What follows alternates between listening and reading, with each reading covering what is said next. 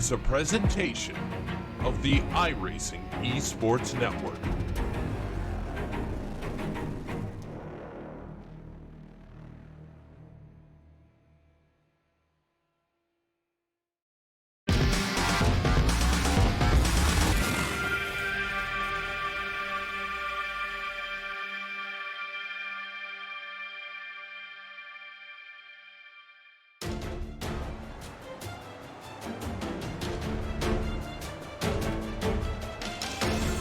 Two drivers, 11 points in the championship. It does not get much closer than that as we head with 5 rounds to go in the championship.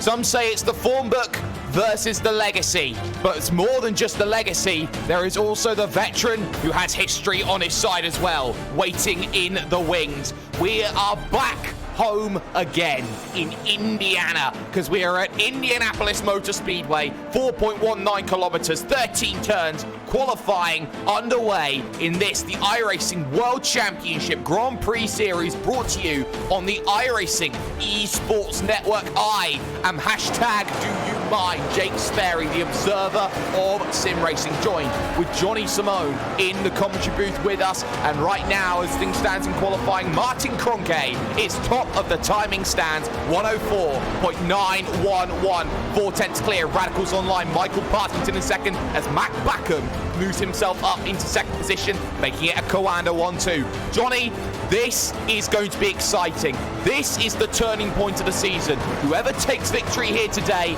has the momentum for the final 4 rounds of the season.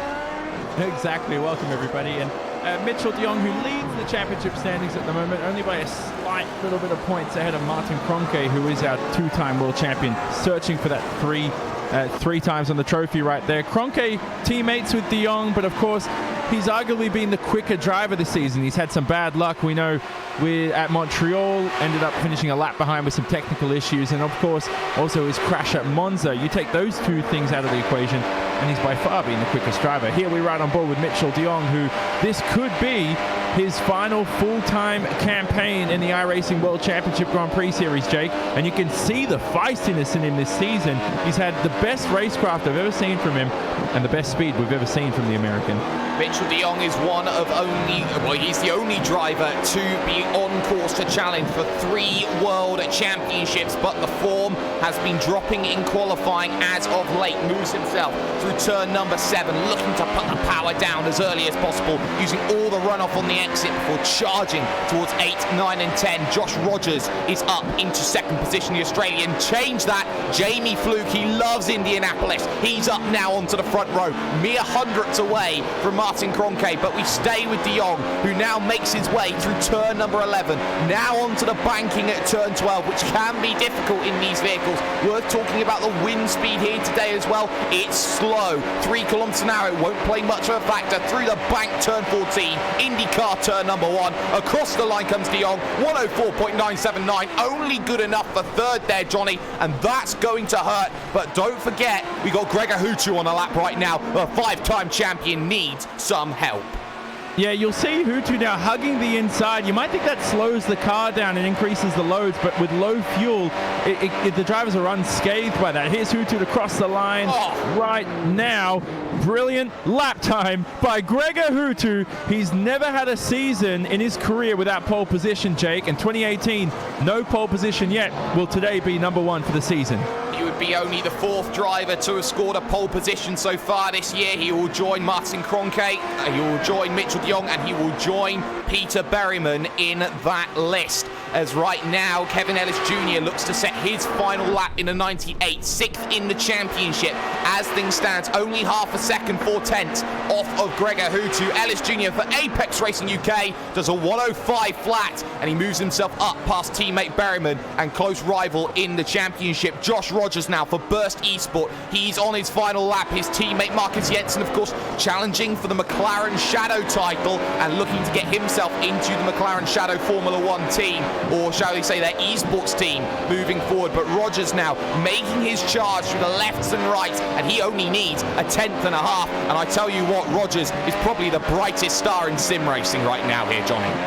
Yeah, he's very quick, Josh Rogers, the Australian. Could be a podcast, wink, wink, coming out in a few days with Josh Rogers on the Simon Racing Report, so stay tuned for that. But he's certainly a great young figure, wants to achieve a lot in not just sim racing, but he's a very quick young karter, skips a lot of the final couple of corners here. So, and not the best lap so far, I don't think, from Josh Rogers. The lap time could deceive us here. Final corner for Rogers. And the Australian, who just gets demoted to 6th, now crosses the line, 1 minute 4.989. And Josh Rogers only in the 6th position. And that is qualifying done for Josh Rogers. Used up all his maximum 3 laps. Yeah, 3 laps, 15 minutes. You've got to set your 3 times within 15 minutes. You don't get until the session ends. You get to finish your lap. So you need at least 1 minute 4, or shall we say 64 seconds to get around and do a lap. Marcus Jensen on a lap, with Berryman now up into 3rd position in qualifying at a circuit which is very, very difficult to work on the setup. So here's Jensen moving himself through 8, now into 9 and 10. Of course, section of track which has been altered so many times over the years has always been difficult to work out what's the best way to flow back onto the banking. But Jensen maybe pushing slightly wide there on the exit, maybe just slowly clipping the grass, but shouldn't be enough to cause an off-track incident point which would invalidate the lap time for going off circuit. But here comes Jensen then, the Dane, looking to charge for the line, needs to find something more, and he finds a 105.030. He improves his time, but not his position. Mitchell de Jong is currently on his final flying lap, as is Matti Piatella, as is Mac Backham. Let's focus though on Mac Backham. He will be on Mac attack as he looks to charge for the line here, Johnny, and he needs to find something. His season has gone downhill through the mid-section of this season, and he does himself a 104.850. Mac Backham to the top of the timing stands. Provisional pole. He's put in a lot of practice, more than usual for Mac Backham. Here's Mitchell de Jong, his teammate, though, ready to steal pole position away. We ride on board with Mitchell through the middle part of the lap. Very technical track this, lots of medium speed corners through the middle sector here. Mitchell searching for the apex. There we go through the final couple of corners. Don't run too wide onto the grass there. Plenty. That rear anti-roll bar set up quite well in that Coanda Sim Sport car right now as we head through the final corner here. Lots of load on the left side tires. Doesn't phase Mitchell in qualifying. Will he snatch pole position from his teammate? No. Across the line. No, front row for Mitchell, but not pole position. 7 thousandths of a second, says I can't go close enough. Antoine Higeland, the Frenchman in Apex Racing UK colours, crosses the line, and he does himself no lap time, so he will not go any quicker. Stephen Michaels, now part of the brand new race clutch format, does a 105.201. Great lap time from the American Michaels. He does love to charge further forward. Got Daniel Bieder on a lap time. Jamie Flukes looking to come out and set a flying lap. Kroenke and Hutu both out on circuit as well, as I keep an eye on Balázs Remenyik, the Hungarian driver, looking to charge himself through. He's looking for lap times. At the moment, he's down quite a fair order. I believe, though, he has moved to race clutch. I believe that would be my error, possibly, Johnny, not necessarily anyone else's. There you go. He's coming across the line anyway, and he's quite an underrated driver, Balázs Remenyik. He hangs in here and there across the line. 1 to 5.1. Not a bad lap time from Remenyik up into P11. So Remenyik's one of those drivers where this is the day he needs to capitalize. Low field out there, not many drivers present, and he needs to qualify well, just like he did there.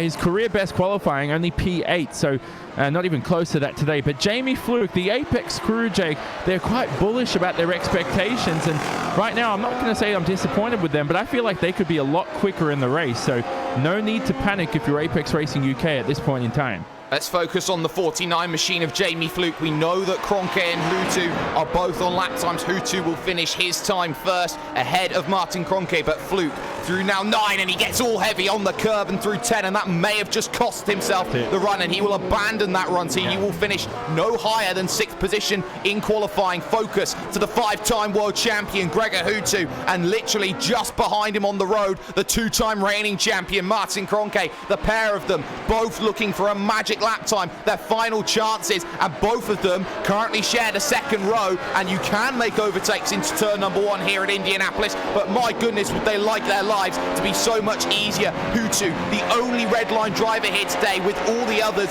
at the Fanatec event in Germany, which Will Vincent and Paul Smith are at and will be shown later today on the iRacing eSports Network. But Hutu rounding himself through the final corner, charging his way to the line. Can he find more? Answer, no, he can't. Can Kroenke? You bet he can. Pole position for Martin Kroenke, and he proves once again why he is the world's best in a McLaren MP4-30. That was vintage Kroenke. Perfect from Martin Kroenke. And have a look at him now, slowing the car down. We talked about Mac Backham putting a lot of pace in, Jake, but Kroenke is another driver. As we see Paul Ilbrink, who, well, we don't know if Kroenke is going to be on pole position, because Ilbrink may have a shot here. He's still got one lap time to go, unless he can push a surprise there on the front row. I'm not just trying to underestimate Paul here, but you never know. Cross the line. This lap seems about a second off the pace so far. Ilbrink now for Radicals online. Cross the line, not even close. So down the order is Paul Ilbrink there. P23 so far. And all I have to say so far is about Kroenke is we spoke about Mac Backham having practice. Kroenke's put in more practice than usual as well. Those Coanda drivers in 1, 2, 3, it just goes to show the hard work and the contributions they've all made to each other's pace. They certainly have. Every driver has completed all 3 laps of qualifying. We can run down through the qualifying grid then, and this is how things will step up for the World Championship race in a little over 15 minutes' time. Martin Kroenke then. Let's get the music playing. As he finds pole position with a 104.741. Fantastic lap time. A 10th quicker than Mac Backham in second position 1 year ago. Got himself to the lead at turn number 1 and then lost it after contact with Gregor Hutu. Mitchell de Jong starts from third with Gregor Hutu, the 5-time champion, in 4th position. It's all Apex on the third row. Peter Berryman and Jamie Fluke with it. All Burst Esports on the 4th with Josh Rogers ahead of Marcus Jensen.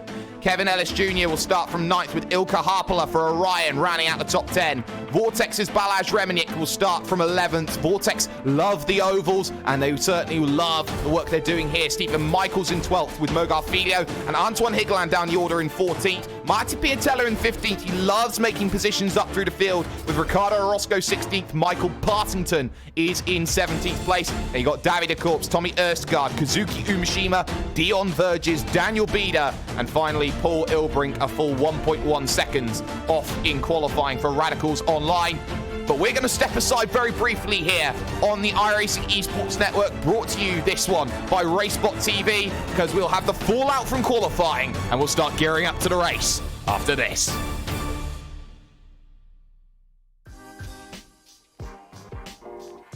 Before you can get on track, you'll need to calibrate your wheel and pedal set. You'll need to do this in iRacing even if you have already done this using your own controller software. Prior to entering the sim, make sure you've downloaded and installed the latest drivers from the manufacturer's website. Once that's done, follow these easy steps to calibrate your controller. We recommend calibrating in a test session, so pick a car and then click test. Don't go into a practice or official session. The last thing you want to do is have you go on track and crash into another car. Once you're in your test session, click on the options button. You will then see input calibration. This is where your calibration takes place. Start by clicking on the steering button. You will then be prompted to turn your wheel fully one direction and then another. Make sure you place your wheel back into its centering position before hitting done. Now, you'll be asked to turn your wheel 90 degrees to the left. Make sure it's at 90 and hold it there while hitting done. For pedals, click on the pedals button. Here you'll be asked to press the throttle all the way down and then release it. You'll do the same for the brake and clutch pedal if you have one. For the gearbox, you'll first be asked to set buttons for sequential shifting. Once complete, a prompt will ask if you have a H pattern shifter. If not, hit no. If yes, click it and you'll begin to map the gears individually. Once you've completed these steps, you are calibrated and ready to go racing.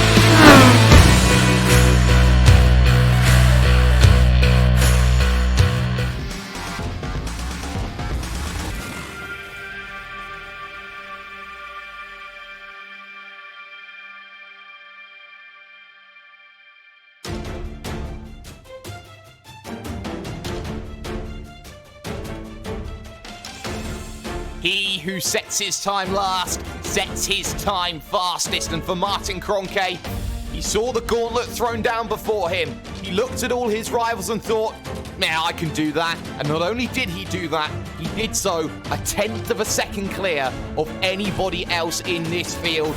The man who went unbeaten last year is also a man who has yet to go back-to-back this year, as has anybody else in this World Championship so far. Crazy to hear, 10 races in. But Johnny, you've got an eye on the flying lap that was put in by Martin Kroenke, and boy, is this a screamer. Yeah, it certainly is. Martin Kroenke, pole position, 1 minute 4.741. We see him flying through the final corner right now of the main straight. Now, we don't know. We think low downforce is the quickest way around this circuit. Some teams running high downforce, but through turn 1, Kroenke searches for the brake marker. You want to trail brake into this corner and then try to unwind the steering wheel into turn 2. This should be flat out here through turn 3. To start off in qualifying. During the race, maybe a different story. Again, through the middle part of the lap, Kroenke looks on the ball right now, heading through turn 6 and 7, tight through this corner, and then the right-hander of 7, the left-hand side tires in Indianapolis take such a beating, run it a bit wide. This is one of the DRS zones out there on the circuit during the race. Difficult overtaking spot. And then again, we see another trail brake zone on the circuit. That just means hang on to the brake pedal and send the car in as you're steering through turn 10 and 11 to end the lap right now. And turn 11, so difficult, the right-hander. Don't want to run right onto the grass. Rear anti-roll bar and the front anti-roll bar doing all the work through the medium speed corner. And then, as we spoke about during qualifying, hug the inside towards the end of the lap. There's not enough fuel in this car to affect it. And that is a quick, blistering lap time from our two-time world champion, Martin Kroenke. A 1 minute 4.741. Incredible lap from him, Jake. And again, another pole position to the German. Another pole position, and that will be pole position, I believe, number 6 of the year so far for Martin Kroenke. He has been sensational in qualifying, but we do have a couple of guests here joining us in Germany from Fanatec HQ. Got Will Vincent and Paul Smith. And Will, we have just seen a masterclass from Martin Kroenke. Such a fascinating qualifying, but more importantly, looking at Gregor Hutu, he's got no help out there. Why? Well, it seems that you found all of his teammates. We have indeed. So hello from Germany. There's at least 2 people that cheered from that. We are here live at the Fanatec community event. And yes, Gregor's teammates are right now all stood up at the Fanatec podium photo call place and a photo shoot. So, in terms of the qualifying itself, we saw that one. VRS have got themselves the advantage over Redline today, but one thing I will say, Paul, is that it will be a very interesting race. Oh, it's going to be a fascinating race. So you look at how close qualifying was there between those drivers. It's going to be anybody's game really here, but the Commander guys, they've got to really work together and to make sure that they keep the rest of the teams out of this one. Yeah, and Jake, if you're willing and able, we are going to actually try and get a word with Dom Duhan in a few minutes, because he is here at this event. And, well, I mean, he's happy that we've got Hutu in 4th place, but he's unhappy that he's got 3 Commander drivers ahead of him. Well, there's no surprises there. Dom Duhan wants to win and win at all costs, so we'll see how that works. But more importantly than that, Johnny, you've got Matt Backham in 2nd position, someone who was lightning fast last year here at Indianapolis. You've got Mitchell de Jong, who will not want to help Kroenke one bit, the championship leader, by a mere 11 points. He will want to get past as quickly as possible. And then you've got everyone else behind that who wants to come in on strategy. Berryman, who's been getting quicker and quicker every single race. Fluke starting to find form. Rogers and Jensen, who have the ability to turn up and do absolutely anything. 8 drivers could easily win this race here today. Yeah, definitely. If things go their way, I mean, the chaos into turn 1 at the start could come into play as well. We've seen a few accidents here over the years, but those Apex cars, I just want to keep one eye on them during the race because I'm quite bullish about their race pace at the moment. And I think they've quite nailed what you need here during the race, dependent on weather as well. But those cars look good there from the mid-pack, coming from the 3rd or 4th rows back. But again, Gregor Hutu from 4th, just perfect position to sort of attack the Commander SimSport cars. It's a very long run down to turn 1 here, Jake, from pole position. You see 670 meters. from pole position to turn 1. And that's perfect for Gregor Hu to find his way and shuffle his way up the order and try and get P1 by the end of lap 1. Yeah, and he certainly will get it. And Will, I believe you are standing by with a certain red line boss known as Dom Duhan. Okay, so I have got Dom Duhan here, who of course is the team principal for Team Redline. Dom, you've got Gregor Hutu in the iRacing World Championship Grand Prix Series at Indy. He's 3 Commander drivers ahead of him. However, this is a track that you can't overtake at.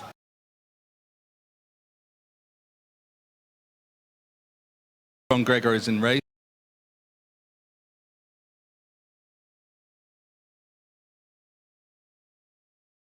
I believe we're having the microphone issues. And in terms of Redline, of course, they are also, most of your team is actually out here in Germany this weekend. A fantastic event, 20 years of Fanatec's parent company. And you've been, of course, a long-term partner. Walk us through that. Yeah, we've been together for about... Okay, we've just got a couple of microphone issues. But what we're trying to say is, of course, 10 years now, you guys, Team Redline and Tech, been working together. How special is that partnership? Really important to us, and also just having support for not just people, other platforms as well has been really good.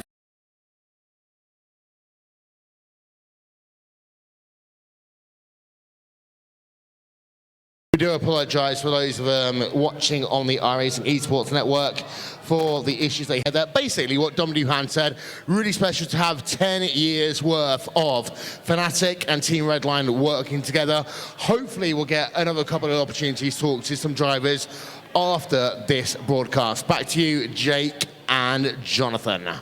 You'd hope that in Germany that you'd be able to hear it, especially in an aircraft hangar, but it seems that we can't at the moment, Johnny. But let's talk about Hutu just very, very briefly right now, and that is going to be all about what he can do when he gets to the overtaking. We know that Redline like to run a higher downforce set traditionally than most, but here at Indianapolis, you really have to run low downforce if you want any chance of overtaking.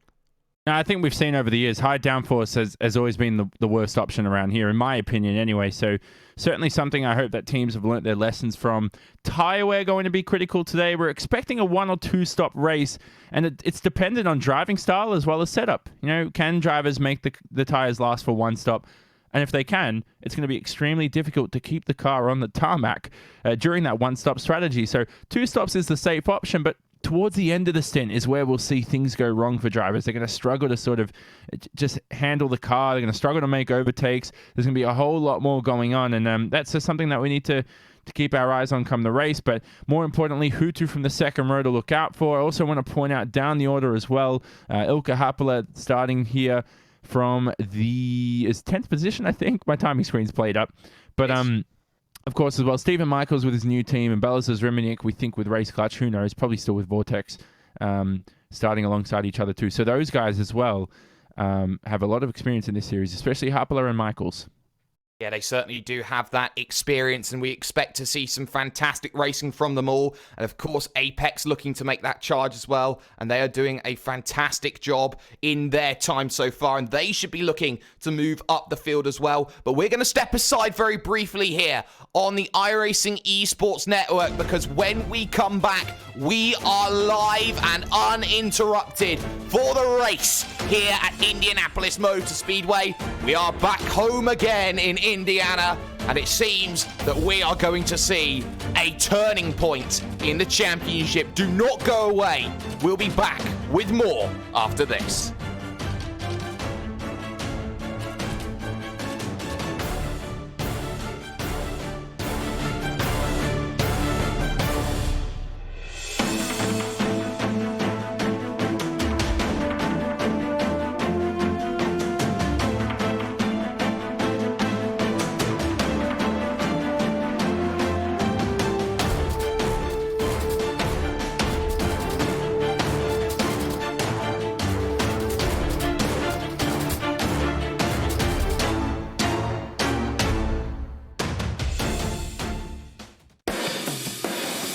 I'm Dave Kemmer.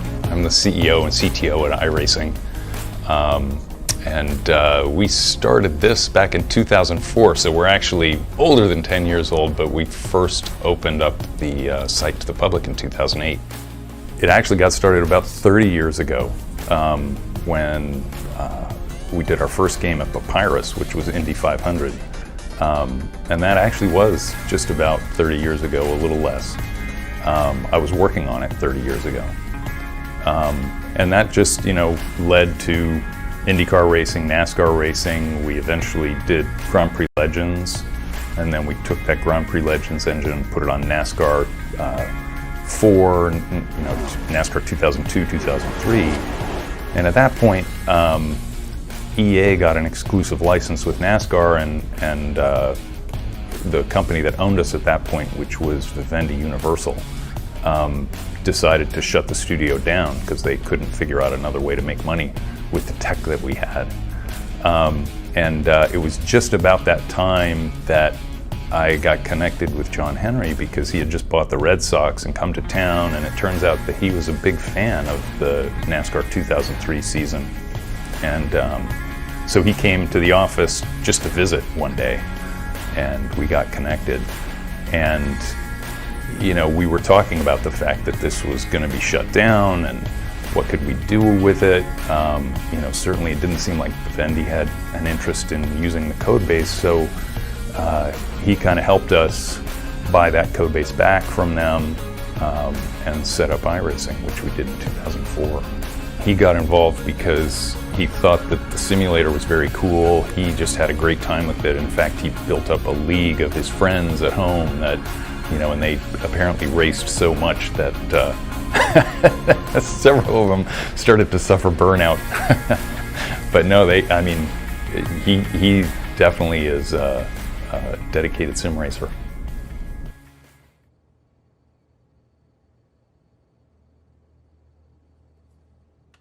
He's typing! He's typing! He's got it! It's got it! It's a new line of code! I'll get my code. There were a few things that we wanted to try to do when we were starting up iRacing that would be different than what we had done before. One was to make a web-based service for multiplayer. It just seemed like a natural way to be able to market and reach people directly rather than through a store or selling a box. John was very interested in building a sport, something that actually where there were rules and a sanctioning organization where it would really feel like what you're doing in the sim was meaningful. We kind of wanted to start from scratch. Using the technology that we had from Grand Prix Legends, but we started just pulling pieces of that, and we built the code base up essentially from the ground up. I think John put it as it's sort of like in the old days of Papyrus, we were selling bats and balls and gloves, and he said, hey, let's create the playground and the ball field and make the umps and turn this into something. And it's interesting because really when we started in 2008, we didn't have very much content, but it was exciting right off the bat for that very reason that we had these rules. People could understand, hey, this is what's at stake. And at this point, 10 years in, I feel like we've really succeeded on that front. I think we've executed on that vision just as well as I could have possibly hoped we would. I've been surprised by how much progress we've made with the simulation. It blows me away when I see it. It's just like, wow, this looks really good. There's so many pieces in there and they all work. It's just really awesome. It's way beyond what we had 10 years ago.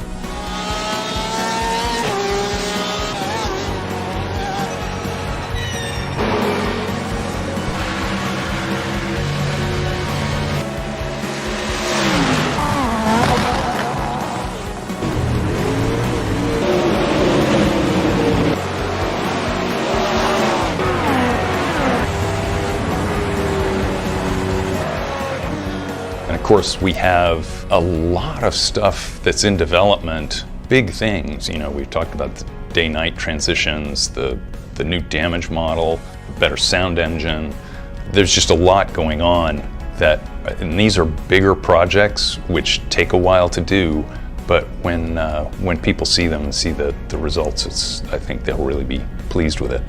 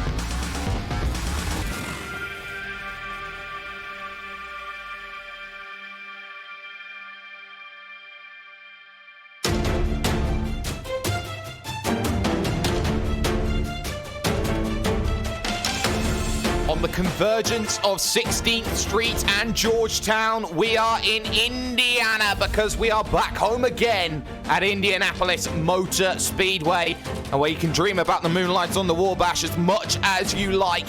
This promises to be a treat if qualifying was anything to go by. We are under 5 minutes away from the race here on the iRacing eSports Network. Make sure you subscribe right now, this very second, if you have not already. I am #DoYouMindJake Sperry, joined with the Racing Report man himself, Mr. Jonathan Simone.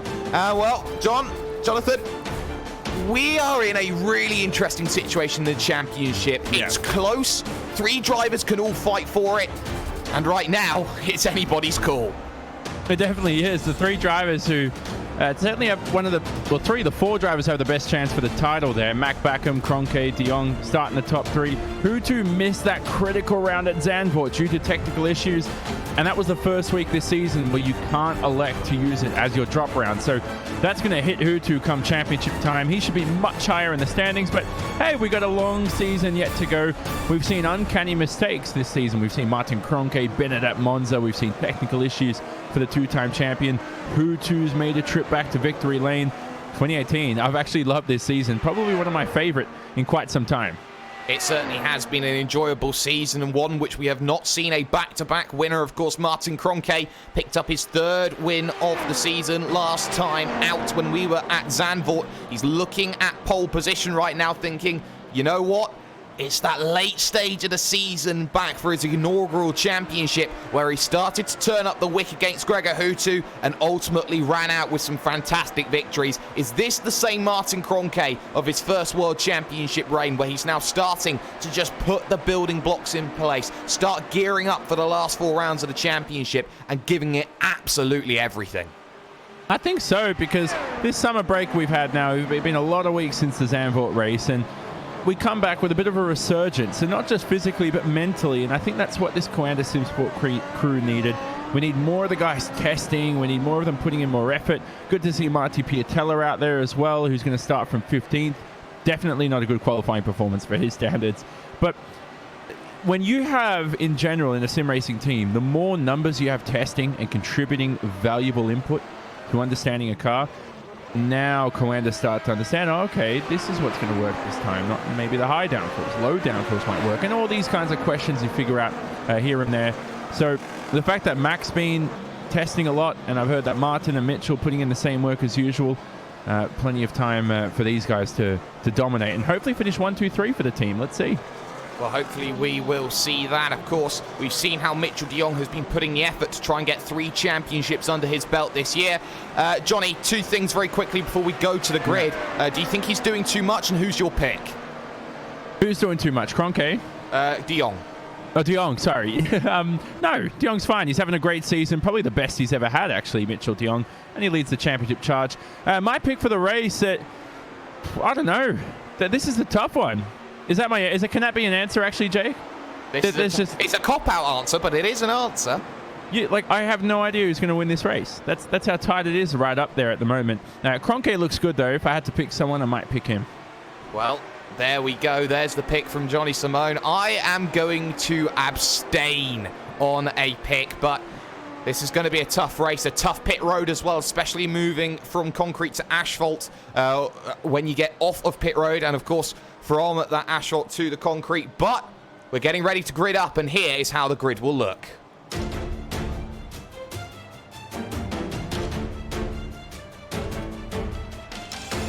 Coanda 1, 2, 3, Kroenke, Bakum, and then de Jong is how things look. De Jong, the championship leader. Kroenke, the man second in the championship, 2-time reigning champion. Mr. 5-time Gregor Hutu in 4th. Peter Berryman and Jamie Fluke make it all Apex. Row 3, Row 4 is all Burst eSport. Then you've got Kevin Ellis Jr., Ilka Harpala, Balazs Remenick, and Stephen Michaels, your top 12. Rest of the grid cycling down on your screen right now as we get ready for 73 laps worth of racing here at the majestic Indianapolis Motor Speedway. They call this place the home of racing. It's more than that. It sometimes can be classed as the home of sim racing for many who are involved in this majestic circuit. Many look to try and invoke the likes of last year. Many look to the iRacing Indianapolis 500 and the work that Josh Chin did to pick up a victory. But more than that is at stake. This is about victory. Last of the drivers then, getting ready to get up onto the starting grid. Engine notes in just a moment will start to rise, and we are green, and we are go, and Kroenke slow off the start. De Jong's got a stormer, and he starts charging to the inside. No, he's got to go the long way around. Hutu now starts attacking Bakum for 4th position as they dive towards turn number 1, and Kroenke's got the whole shot, 3 wide behind, and there's contact in the middle of the pack. I believe that was Kevin Ellis Jr. potentially. No, Jamie Fluke, I believe, who's been turned around. That's not ideal for the Northern Irishmen as they charge themselves through the infield section for the very first time. Drama that has allowed the first 5 to get away, and a massive gap back now to Josh Rogers, but crucially it's clean for Kroenke off the start, Johnny. Yeah, exactly what Kroenke needed. He had the inside line. Behind it looked like Rogers, Fluke, and maybe it would have been Gregor Hutu were 3 wide into the first corner. Rogers had a blistering start. He's up in a P6 though, only gained 1 position, and I think that's where Fluke may have ran it deep into the first corner. You see that bottleneck at this circuit year after year. Now through turn 11, there's Josh Rogers on board, following him now on the first lap, and ahead of him Peter Berryman right behind Mac Bakum, looking good to start this race. But for Gregor Hutu, the perfect start, he needed to split at least 1 Coanda driver, and he's done exactly that. And he's got the most ferocious driver behind him, Mac Bakum, who loves to attack. No DRS until the start of lap number 3 here at IMS. But for the moment, Kroenke, de Jong, Hutu, your 3 title rivals are 1, 2, and 3 in this race. Battle behind Ilka Harpala going at it with Marty Piatella. The 2 Finns battling. Piatella has already found 5 off the start, looking for position number 6. Can't do it around the outside of turn number 4. Instantly turns off into a defense now because Antoine Higeland, the Frenchman, has made 3 positions of his own on the opening lap, and he wants to start making through and getting positions, Johnny. Yeah, it certainly does, Anton Higeland. His teammates are a lot quicker than him this round, and that should definitely be in his head. He wants to outperform them as much as possible. He's a very streaky young sim racer. Some days he's right up there in the top 5, others he's down here outside the top 10, and he's already lost a position to Marty Piatella, although he's made up 3 off the start line, which it's a bittersweet start for Higeland nevertheless. Dirty air through this corner. You can see Higeland kicking up some grass into the air. It's so difficult through turn 11. The dirty air makes the car an absolute dog to drive. It certainly does, and Kroenke is already breaking away 8/10 of a second at the front. Lap 3, DRS in activation. Ladies and gentlemen, you can get live timing and scoring. Head over to racebot.tv/timing. If there's a vehicle we've missed, you can keep an eye on things for the moment. De Jong under pressure for second position as things stand, but Martin Piatella is finally through on Ilkka Harpala and up into the 9th position, and that's crucial for his charge. But you can see Hutu taking a contrasting line through turn number 6, opening up turn number 7. But ultimately, Johnny, this is going to be a tough circuit to overtake on, especially with not many straights to deal with apart from the big main overtaking opportunity. Yeah, exactly, on the main straight. And if they do have to make it during the pit stops, lap 19 is when we'll see the 3-stoppers in. You'll be ridiculous if you 3-stop in this race. So expect lap 24, your first runners, to come into the pit lane for a 2-stop. For Hutu, this is perfect. It seems Redline so far have the lower downforce car. And I may be wrong with that. Could be due to how Coanda are using their ERS early on in this race. But Redline last time around with Hutu had the quickest, well, were the quickest in the speed trap out of the top 4. 350 kilometers an hour for the top 3. They're that quick, but Redline is so fast here with Hutu in a straight line, and this could play to perfection come the end of the race, Jake. You know, save more fuel, quicker in a straight line as well, less downforce, and this could play to perfection. I'm liking this so far for Hutu.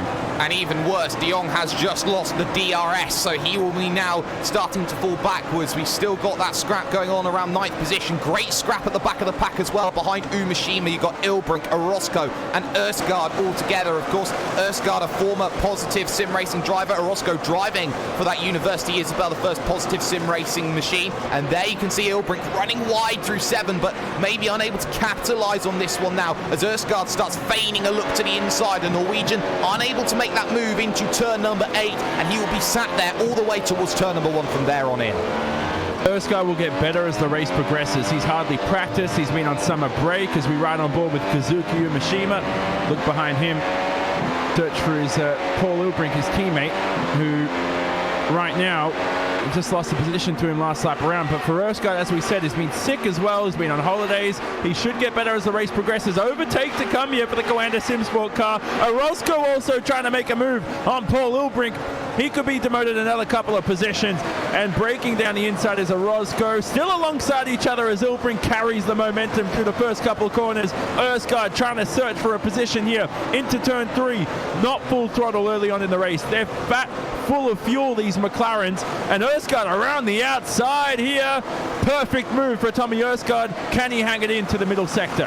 And now Stephen Michaels, the ex-PSR driver of his own, wants it, but a wiggle from Erskard as there's a look back then from Ricardo Orozco. Put the power down, charge to turn 8. DRS then in full effect, and it's all Erskard's as he tries to cover it. Big dive to the inside from the Brazilian Orozco, and he's unable to make it work. Now Michaels can start thinking about attacking, but that's not quite forthcoming. Hutu now under pressure in 3rd position. Mac Backham is tucked, and within 0.2 of a second, maybe even 1/10 of a half. This is a disaster right now for Gregor Hutu, because here comes Mac attack, and it's defensive line already from Gregor Hutu. He senses the desperation of letting Coanda go 1, 2, 3, and you know what? You've got not much to fight back with. Hutu back down to 4th with a kick of the tail to boot. Backham has made it Coanda lock again. 356 kilometers an hour for Mac Backham. We talked about him putting in extra effort for this round, and I think he's figured out how to make this Coanda Simsport car quick around Indianapolis. The 2-time race winner this season. He's made it a Coanda 1, 2, 3. Thrilling pass into turn 1. Hopefully have a look at it soon as well, but just sent it around the outside, and it was just pure confidence as well. That move in the cockpit, you just can't doubt yourself, or else you'll end up either in the grass or having an accident. So just pure driver confidence from Mac Backham. Here's the replay on screen, and we'll have a look at it right now. Hutu goes defensive. Backham here, don't ignore the brake marker, and you have to recognize as well, as Backham now sends it around the outside, you're going quicker than usual, Jake, so your brake marker, you may even have to brake about 10 meters earlier than usual. Backham, perfect overtake.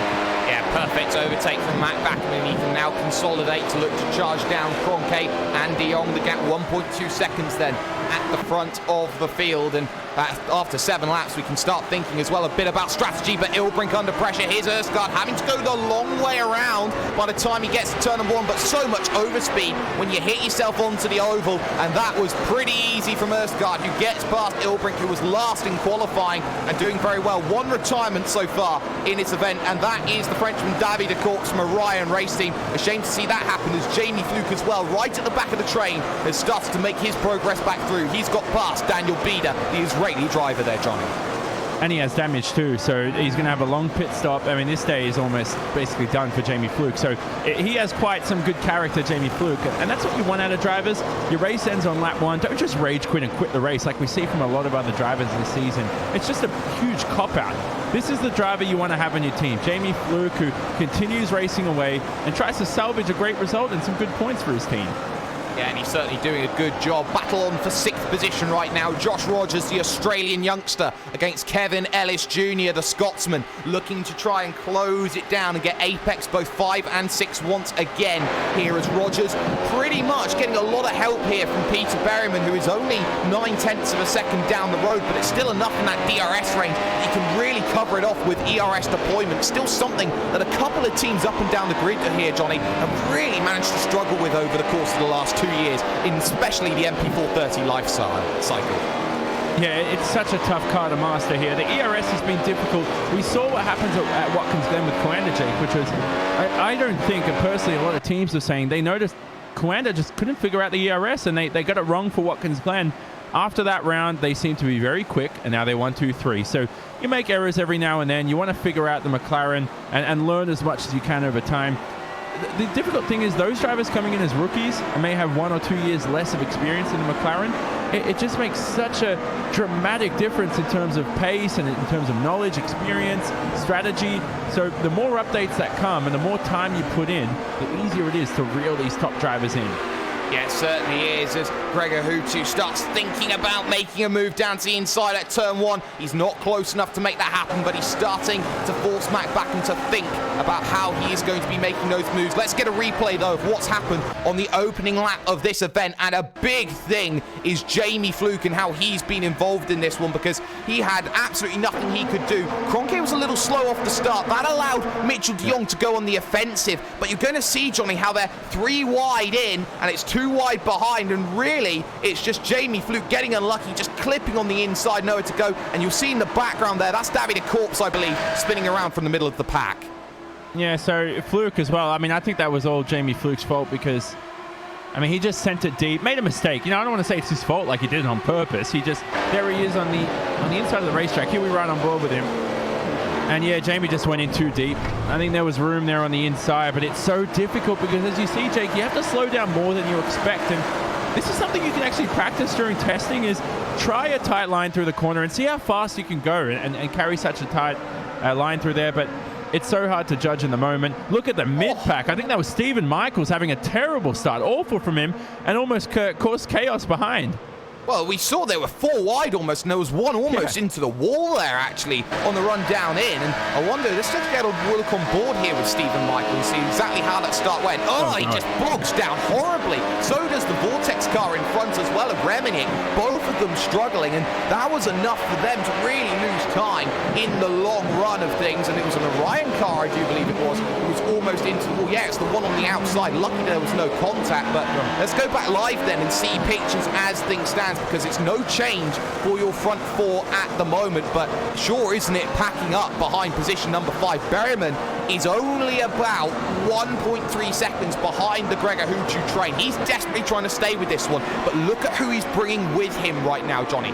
Rogers, Ellis Jr., Jensen, maybe even Piatella and Harpler if they're not careful. They are not breaking away as much as they have done in prior races this season, Johnny. Berryman has the pace to win races, we know that.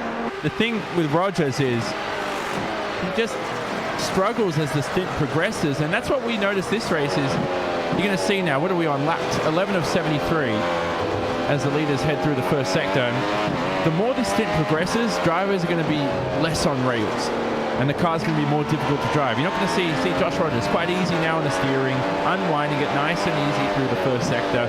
Just quite simple, but towards the end of the stint, this car is going to be a handful. And I think that's where Josh Rogers has struggled this season, Jake, is just trying to handle the car as the stint progresses. He's really struggled with the tires. Yeah, I think he has as well, but he's got a lot of years with Burst that he can use. Of course, using Burst, part of the Formula One program. He spends most of his time with TTL eSports, mainly in a V8 supercar, also in the VRS GT World Championship as well. Of course, the famous win at Bathurst was one which many people will look and remember as Josh Rogers being a fantastic talent, but been keeping on a little battle further down the field because Paul Ilbrink has been under a lot of pressure. Dion Verges was looking for a move into turn number 1 last time by, and now Michaels wants to get in on the mix as well. Yeah, I don't know if Paul Ilbrink's put in that much practice because he's had a great start. Now he's flying down the order. Started last, remember, as well. 23 drivers out there. And now he's right behind Ricardo Orozco. Verges not even close. Michaels, first race with race clutch. DRS Open. Oh my goodness, these guys, I don't know what's going on. Either it's high downforce or mismanagement with DRS. There's something wrong because Michaels is going 322 kilometers an hour with DRS open. And we saw Mac Backham earlier on. Full power, used all of the DRS power he had to get past Hutu, 356. So Michaels may be on the conservative early on in the event. Well, he certainly does seem conservative, and maybe a fuel game. Some drivers, especially at a short track like this, would like to underfuel their vehicle. You can't fuel, of course, when you get to pit stops, but if you underfuel that car, you have an opportunity to be lighter around your work and able to do those laps just that little bit quicker. Again, Gregor Hutu on the end of lap 12, start of lap 13. Not quick enough here, Johnny, but talking about pit stops, what are we sort of seeing here between the 2-stop and the 1-stop? When's the windows going to open? Yeah, 24 for the 2-stop, and we're expecting about 29 at the earliest for a 1-stop. So if a driver can stretch out this first stint to lap 29, very optimistic, by the way. Yeah, we'll probably expect them to 1-stop. But I mentioned before about Hutu and fuel. Right now with low downforce, maybe able to save a bit of fuel. It actually does make a difference because he can start the race with a lower fuel load compared to a driver on high downforce, and that means it's much easier on the load on the tires. We know the left-hand side tires on this car take such a beating at Indianapolis. Front to rear, it's pretty balanced as well in terms of where, compared to a track like, let's say, Montreal, the rear tires take such a beating around there. So Hutu now through the final couple of corners through turn 11. Cut the curb through there. Right. Maximizing the track width on the exit. You can see Backham fly away into the distance. Coanda, Jake, have mastered so far in these first 13 laps Indianapolis this year. We saw this Spa 2016. Yeah. This much practice for Coanda. They just mastered the car when they put in a lot of effort. Here comes Ellis Jr. down to the inside of Josh Rogers. This the move for 6th position, and Ellis Jr. is earlier on the brakes. Rogers will fight it around the outside, back to the inside. The touring car experience coming into play, but unable to put the power down. Sits behind at turn number 3, and Ellis Jr. moves himself up into 6th place. A textbook move by all looks of life, and that was pretty good. Also worth noting as well that Mo Garfiglio is starting to drop back a lot. Umeshima has now moved up into 12th position as well, Johnny. Yeah, so again, we see Rogers being passed midway through a stint, so replay on screen, and Rogers, yeah, you see this corner here, coming onto the banking and the final corner, it's so difficult as the stint progresses. You can see a lot of drivers possibly even lose the car dangerously today. Ellis Jr. up the inside. This is a braking battle here with confidence, and Rogers just doesn't have track position into the corner. Has the line into turn 2, but there's that slight outside line for Ellis Jr. There's a lot of grip around there, and he's able to sail through into P6. Good move by Kevin Ellis Jr. Yeah, fantastic move. Martin Piatella, Ilka Harpala, Antoine Higeland all close together, and you feel in this situation, if you're stuck in a DRS train, there's not much you can do, but if you're Antoine Higeland, there is, and he's going to pitch the man to the outside. It's contact, and Higeland saves it on the run into turn number 1. That was dangerous from Ilka Harpala. He did not see, he did not judge the way his vehicle was, and that could have ended in a catastrophic incident if Antoine Higeland had not been so expert with his car control. How did he save that car? Antoine Higeland, here's the replay all the way from the final corner. I don't even know what went on here from the camera angle we have, but riding on board with him, He went for, well, aggressively defensive by the Orion Race Team car. How did he save that Higgelen to the max there? And that's just muscle memory confidence, you know, in the save. You need a slight bit of luck, but that's at 300 kilometers an hour, and he's able to save that and brake as well at the same time. That's just, oh my goodness, one of the best things I've ever seen in this series. That is Antoine Higgelen with possibly the save of the season. And Johnny, don't you think that Ilka Harpler was trying to angle back to the outside to make the turn number one, but ultimately really was not expecting maybe Antoine Higgelen to hold his line? We need to analyze that, don't we, later on in the event, but I don't know. It looked like Higgelen was turning, Harpler was also turning into him at the same time. Racing incident, I have to say. I don't know. Hard to judge. I don't want to judge it anyway. And I'm just glad they didn't take anybody in front of him, because Piatella's been having a cracking race in the other co-ed distance car. Yeah. You can certainly say that as well. Martin Piatella will be next on the list for Antoine Higgelen, and you wonder if there is any damage to that rear left tyre or any suspension damage at all. It doesn't look like it from the way that he has been running his lap time, so he'll stay good for the moment as things stand. So right now, your top 8, let's get them up on your screen. Martin Kroenke currently leads this one. The gap over 2.7 seconds at the moment to Mitchell de Jong as they now make their way past the yard of bricks and over the line. Now 3 seconds with Mac Backham in 3rd. Gregor Hutu is in 4th with Peter Berryman 5th and Kevin Ellis Jr. in 6th. Then it's Josh Rogers and Marcus Jensen, your top 8 as things stand. Great battle going on though towards the rear. Dion Verge under pressure now. Here's Stephen Michaels, who has been struggling when it's come to top speed, and you can see just how much he loses heading through the right-hander, and he's completely stuck, not even using his ERS. Here comes Jamie Fluke from an absolute mile back down the inside. That's very easy. And Stephen Michaels, it's almost as if he's got an ERS issue there maybe, or something there, John. Yeah, there's definitely something wrong with the setup. I don't know if he has an issue or not, but they need to go back to the drawing board with that. So, I mean, first race with Race Clutch, they're struggling. It's an exciting time for them, but that's just, I mean, 40, that's almost dangerous. You're like 40 kilometers an hour slower than you should be in that situation. This is ridiculous. So, Michaels right now, I feel for him. They definitely need some support. Fluke, though, is on a charge. Spoke about his character. And through the middle sector, he seems to be reeling in these two in front. Who's next on the list? Burgess in front, Ilbrink, Orozco. Quite a good comeback so far. Yeah, very good. He's back into 19th position as things stand. He was all the way down in 22nd. But we do have to remember as well here, Johnny, that he will be probably changing that front wing at the stops. And that's going to cost him 6 seconds in the overall as well. And those 6 seconds are very, very hard to come by. Yeah, exactly. I think he'll be able to pick off these drivers the most, but he makes past, again, another driver there of Dion Burgess, straight up the inside, Jamie Fluke. But I don't know. I think when you're in this situation, Jake, yeah, the time's important, the 6 seconds, because it could be valuable points at the end of the race, but I don't think he's going to be stuck behind any of these guys. He has top 5 pace. Here's Tommy Erskard around the outside of Mogar Filio, looking at 6, not quite finding it. Filio's lost a position to Partington as well over the course of that lap. That was down into turn number 1. So Mogar Filio going backwards, and someone who had top 5 pace about 5-6 years ago now starting to struggle more and more as these seasons toll on, and you wonder if Mogar Filio maybe is starting to fall behind his prime a little bit. But right now, Erskard harassing the rear of Mogar Filio, and surely this one's got to be text, but look at them, how much tighter the line that Erskard can take, and he can't get it done at the final corner in IndyCar turn number 1. Looks hard to the inside to go and make that move out of road on the outside. And Johnny, this one's elementary, my dear Simone. Yeah, there was there was something wrong with Filio's exit out of turn 11. It was horrid, and as a result, he gets passed by Tommy Erskard. The guy's put in like 20 laps of practice, I think, for this whole event. So Erskard making his way up through the field. We have to say as well, for Filio, I don't know if he's struggling with tyre wear at this stage. Radical's always been known for struggling with the tyre wear. In the McLaren, he's going extremely slow through the middle sector now, so something will come into play. Your leaders, by the way, Kroenke, he's extracted the gap to 3 seconds.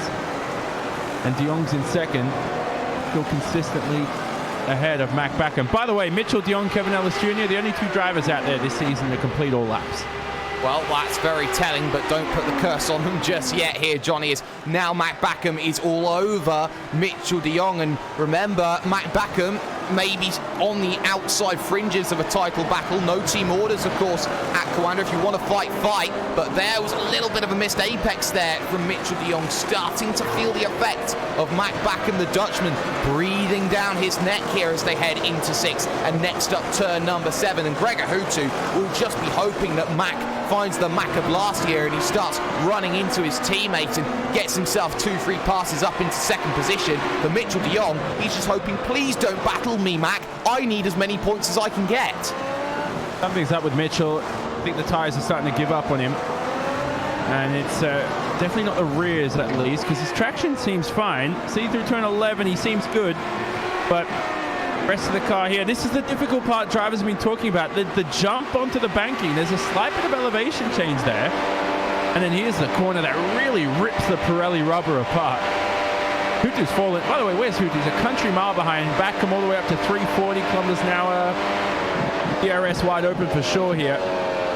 Not using all his energy recovery system as well, so definitely more potential for Mac Backham. You can see the hunger of how he wanted to get past Hutu early on, Jake. 356. Did I say that number? How many times have I said that? At least twice already. 356 kilometers an hour. Incredible.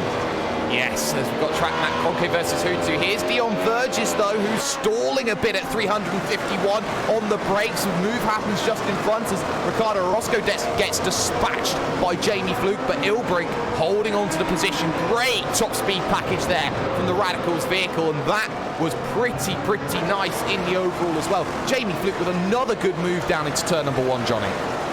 Good move from Jamie Fluke. He's out. We've got to sponsor him. Our charger through the field. Sponsors welcome. And he's making his way up now. What's that? Into P16. So replay on screen. Jamie Fluke past Ricardo Orozco. Send it up the inside. Trusts Orozco is aware and he's looking in his mirrors. Simple move for Jamie Fluke. One of the smartest drivers out there on the grid. So he's improving race by race. I was about to say pace by pace. His pace is improving.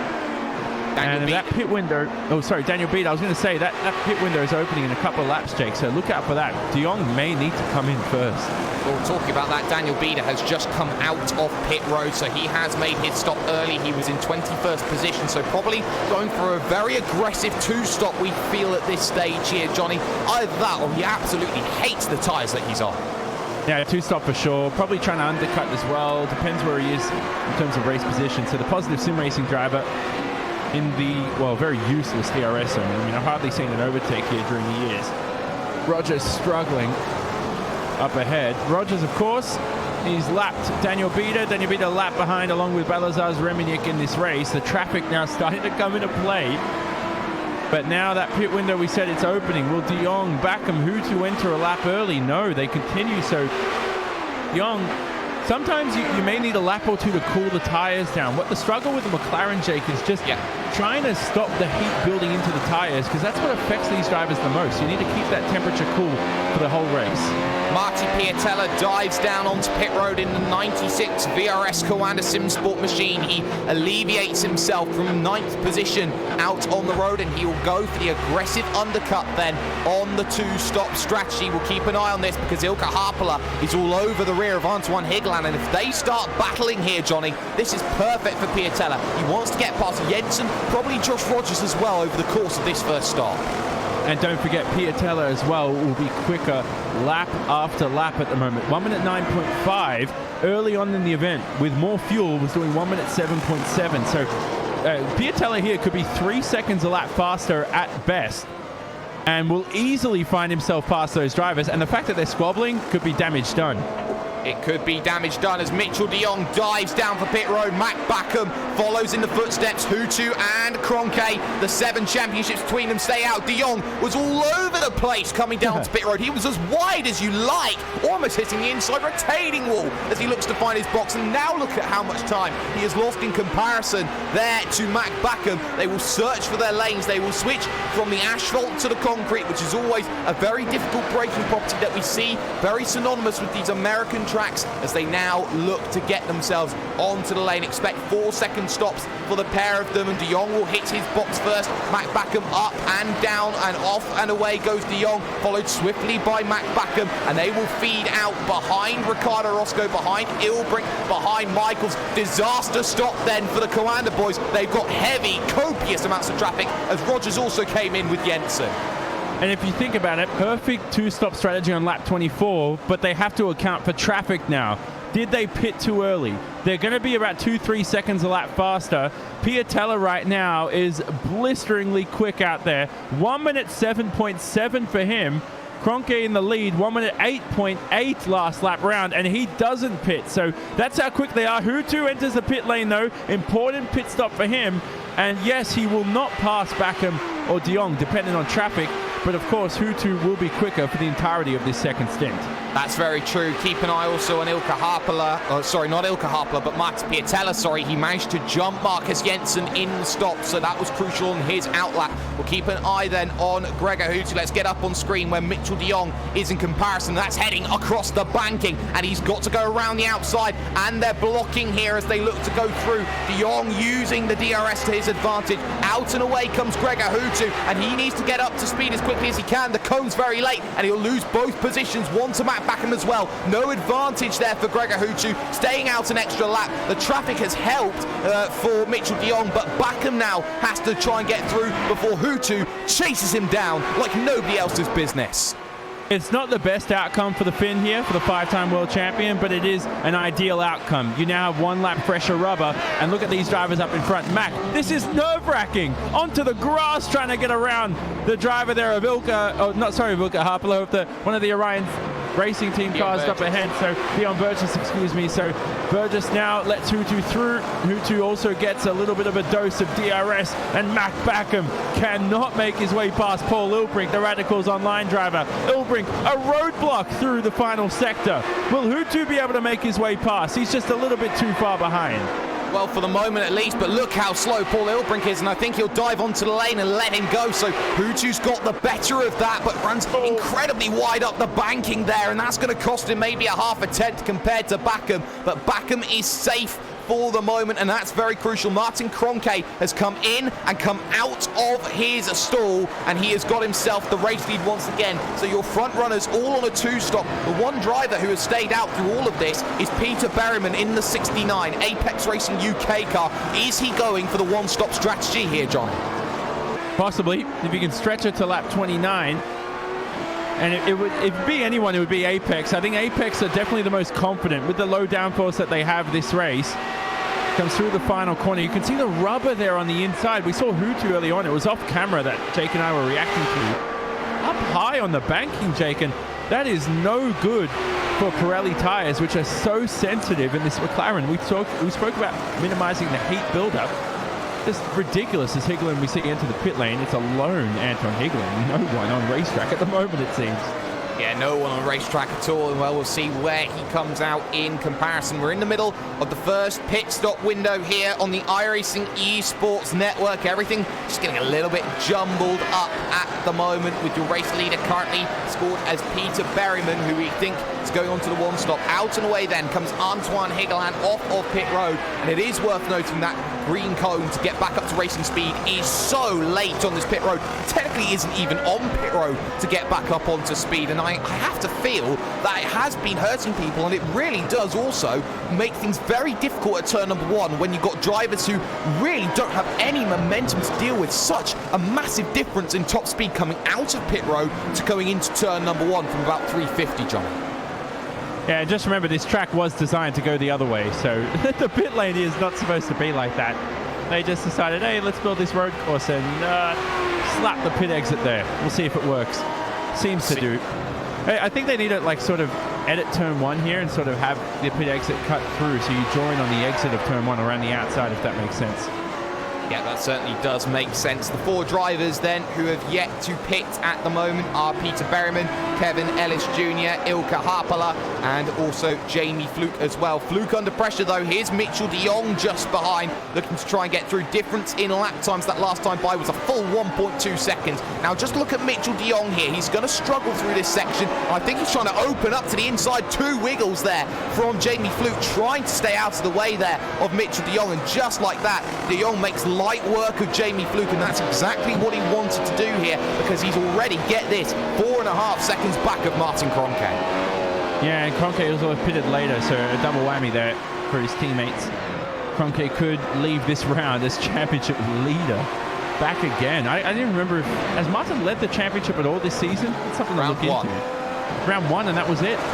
So, ironically, he's been one of the quickest drivers. Now, in P1, gained 20 points ahead of Mitchell. He's 11 points behind in P2. Certainly gained the championship advantage. Here's Mac Backham now making a pass on Fluke. You have to pit this lap if you're Fluke. Oh, maybe not. Well, the pit window for a one-stop opens now anyway. Mac Backham's simple move here past the Apex Racing UK driver.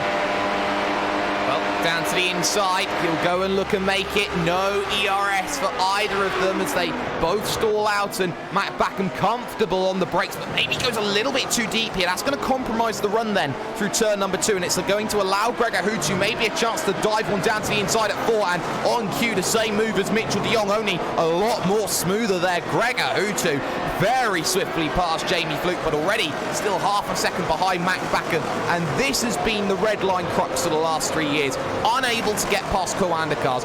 What does Gregor Hutu have to do to make a move? We've seen him do it once already today. That was on lap 1. Since then, it's been a no-go for overtaking. Well, we saw him Watkins Glen, final lap. Few corners to go. Won the race, didn't he, on Mitchell de Jong? And Hutu certainly got the potential. He's got the racecraft. I've always been openly critical about his racecraft over the years and said, you know, is he aggressive enough? But he certainly proved me wrong. And he's the complete driver you'd want. 5 world titles to his name, but it's just so hard to pass a car that's exact identical speed as you, even with DRS open. And if you had to get stuck behind a Coanda driver, I think the last one he'd want to be stuck behind is Mac Backham at this stage. It certainly would be. Mac, of course, a very ferocious defender. And let's not forget here, Johnny, 1 year ago, lap 1, turn number 6, the pair of them come together and Mac Backham gets hit with a 1-round penalty after that sort of contact. These two have history. They've made contact on no less than 3 occasions in the last 12 months, shall we say. Yeah, 24 hours you're going to say, right? No. Well, that'd be something else. Yeah. We're talking about Mac, right? Yeah, I like... What I've really been fascinated by is Mac's growth over the years. The same personality, hasn't changed through years, but just his approach to racing and just his demeanor out there on the racetrack, it's been just magnificent to watch. And I think the Coanda culture has been a contributor. I think his maturity as he's gotten older has been a contributor too. But we knew from back in the day that he's always going to be a quick driver. And we always say, oh, you win one race, it could be a fluke. He's got 2 race wins to his name. He's deserved them both, even though some luck's come his way. I mean, Monza, yeah, Kroenke crashed out. You know, Mac earned that win. And Montreal, all right, Kroenke had the technical issues, but you always need a little bit of luck to win life. You certainly do. Tommy Erskard right now in the back for 14th position. He's got Kazuki Umeshima of Radicals Online just in front. And Kazuki Umishima's had a very quiet race so far. It's been all on his own. But here comes Erskard closing down that gap. Moving to the inside. Defensive late move there from Umeshima. Trying to throw the door shut, but he's still not got it sorted. Back to the inside then for Tommy Erskard. But Umeshima's got turn number 3 and turn number 4 in his favour. And he has that in his favour. Can Erskard pick the pocket though off of the exit towards 5 and 6? He's got a good run through 5, but he's not close enough to send one at turn number 6. Good defense from Umeshima, the samurai sword of the field, and he was slicing and dicing to make sure that he held the position. If you play the percentages, you want the inside line in the braking zone at turn 1 if you're in a side-by-side battle. And there you go, plenty of grip there. You'll have plenty of grip around the outside of turn 1, and then you'll have the inside line into turn 3 later on, which is what you need into turn 4, and then you'll end up forming up in the straight line and you'll be ahead. So Umeshima logically makes the right decision, executes it well, and finds himself ahead still of Tommy Erskard. Josh Rogers down the inside of Jamie Fluke, and Fluke loses another position then, and that's not going to be ideal for what he wants. 109.3 that last time by. Another 1.3 seconds locked off there by Rogers. And just like that, he makes the move. Now, here's the next worry for Martin Kroenke, though, in the number 5. He's coming up on Ilkka Harpala, who's running 109.5s. But more crucially than that, Balázs Remeník for Vortex is 1 lap down, who will have to let go and let through a certain Martin Kroenke. Blue flags, and of course Ilkka Harpala there as well. It's worth noting as well, blue flags only advisory for this year and not mandatory. Yeah, exactly, which I don't like. If you're too slow, just get off the racetrack or something. You shouldn't even be racing, to be honest with you. So let's see if Remeník right here should get out of the way. Remeník's a very smart driver. He's very experienced. He knows what he's doing. Ilkka Harpala too. Now, these two are identical lap times, but they're 1 lap. Harpala's 1 lap ahead of the other. Remeník, smart stuff. See, I know it's advisory with the blue flags, but just get out of the way. And that is, kids, that's how you do it. Listen to Balázs Remeník and watch how to get out of the way for a quicker driver. Yes, certainly he will get out of the way. Now Kroenke's got to think about, okay, Ilkka Harpala, someone who has already been involved in a very scary incident with Antoine Higgeland, and I wonder if there will be any word into the Coanda earpiece of Martin Kroenke. Okay, Ilkka Harpala's made contact with another driver so far in this race. Proceed with extra caution. He has the gap to take his time if he wants to, but of course, got that big slingshot effect coming through the final corner. You can see how Kroenke takes a completely different line, picks up the power a lot earlier than what Ilkka Harpala is capable of doing, and Harpala under pressure. Kroenke trying to pick a lane. He'll have to pick the high side, and that's not going to be helpful, but he will be able to pick the run up off the exit. You can see Harpala's going defensive as down on pit road comes your race leader, Peter Berryman. Gives the race lead to Kevin Ellis Jr., but more crucially than that, Kroenke up into second position, and it was never ever going to be a fight.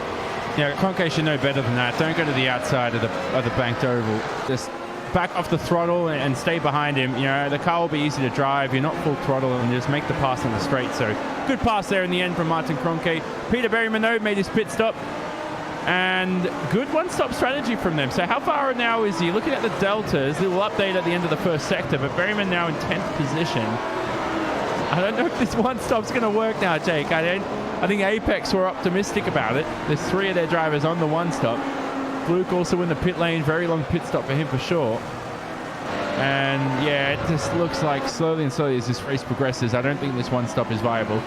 Well, it may not be viable, but it's something that they certainly cannot switch on to the 2-stop very, very easily unless they go for 2 Banzai stints on the new tyres. But Peter Berryman currently in 10th position. He's got to get past Jensen, Piatella and Rogers, I would feel here, Johnny, before they come in and make their stops, because he knows that he will be at least a second slower each time. Kevin Ellis Jr., though, on to pit road. He does love himself a good oval race from time to time. It is worth saying that about Kevin Ellis Jr., so maybe Indianapolis would have been somewhere where he could work well, but of course he is going to drop backwards down the order. But on that one stop, we've seen him make some very, very good one-stop calls before. As also down in is Ilkka Harpala to make his stop, which gives Kroenke the lead back again. Yeah, so Ellis Jr. will feed out here behind Peter Berryman and Higgeland with some clear track, which is important. And we spoke about the visibility entering your box. Did you see the pit stop earlier on between Bakum and de Jong? Bakum, who qualified in second, gets the second pit stall, as we see side-by-side action here between the Orion race team driver there of Dion Burgess. Oh, not Dion Burgess, sorry, Ilkka Harpala, who now is trying to make his way past Iwashima, and he does exactly that. Iwashima under attack from Michael Partington, a man we haven't spoken about much today, but we saw Bakum anyway, Jake. I was talking about trying to enter his stall, but de Jong in front of him had the third stall. So it's so difficult to get your brake markers right. And I just have to commend Mac Bakum on an incredible braking zone into his pit stall. Yeah, Mac Bakum certainly did wonders when it came to trying to hit his marks and get himself on the box. And, well, he's still holding that defensive drive very well against Gregor Hutu, who's been there, but not really close enough to make anything happen. Let's take you RaceSpot TV fan immersion on board with the number 66 of Gregor Hutu. He wants to get past Mac Bakum. He can't find a way past Mac Bakum as we're just about to hit the halfway stage here in this event.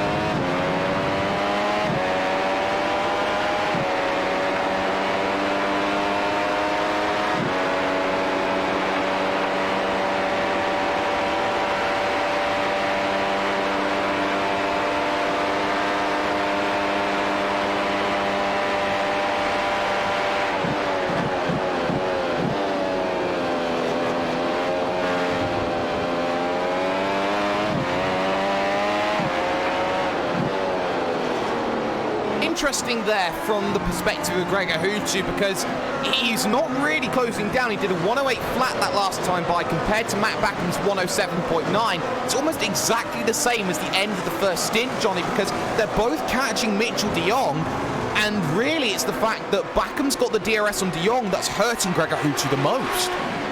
Yeah, that's just unfortunate.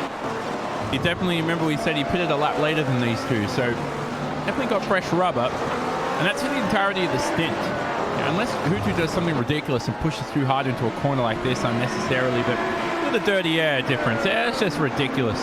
I mean, you can't unwind the front wing or add a few degrees to it or something. There's just nothing you can do because the car will just behave even worse. You just have to stick with your setup and deal with dirty air. I've tried putting in an extra 8 degrees of front wing at the front, and then you'll end up just spinning out anyway. So there's no point. You just got to deal with it and just try and compensate for it in different ways. Well, you always look to try and find that way you can compensate, and sometimes you look to everything you possibly can to get yourself moving forward. We have seen Peter Berryman make his way past Marcus Jensen. That one was plain sailing, as Berryman, on those fresh new tyres, has been looking to push further and further forward in this event. Worth talking about this battle as well, because Stephen Michael still struggling to get past Paul Ilbrink, and behind that you've got Jamie Fluke trying to get past Ricardo Orozco once again, and for the moment Jamie Fluke close, but certainly not close enough on the brakes into turn 1, but he's going to try it anyway. He's come back from a mile away. You need the Hubble telescope to try and spot that move. Orozco was dead in the water. Yeah, oh my God. From a long way back, wasn't he, Jake? Replay on screen.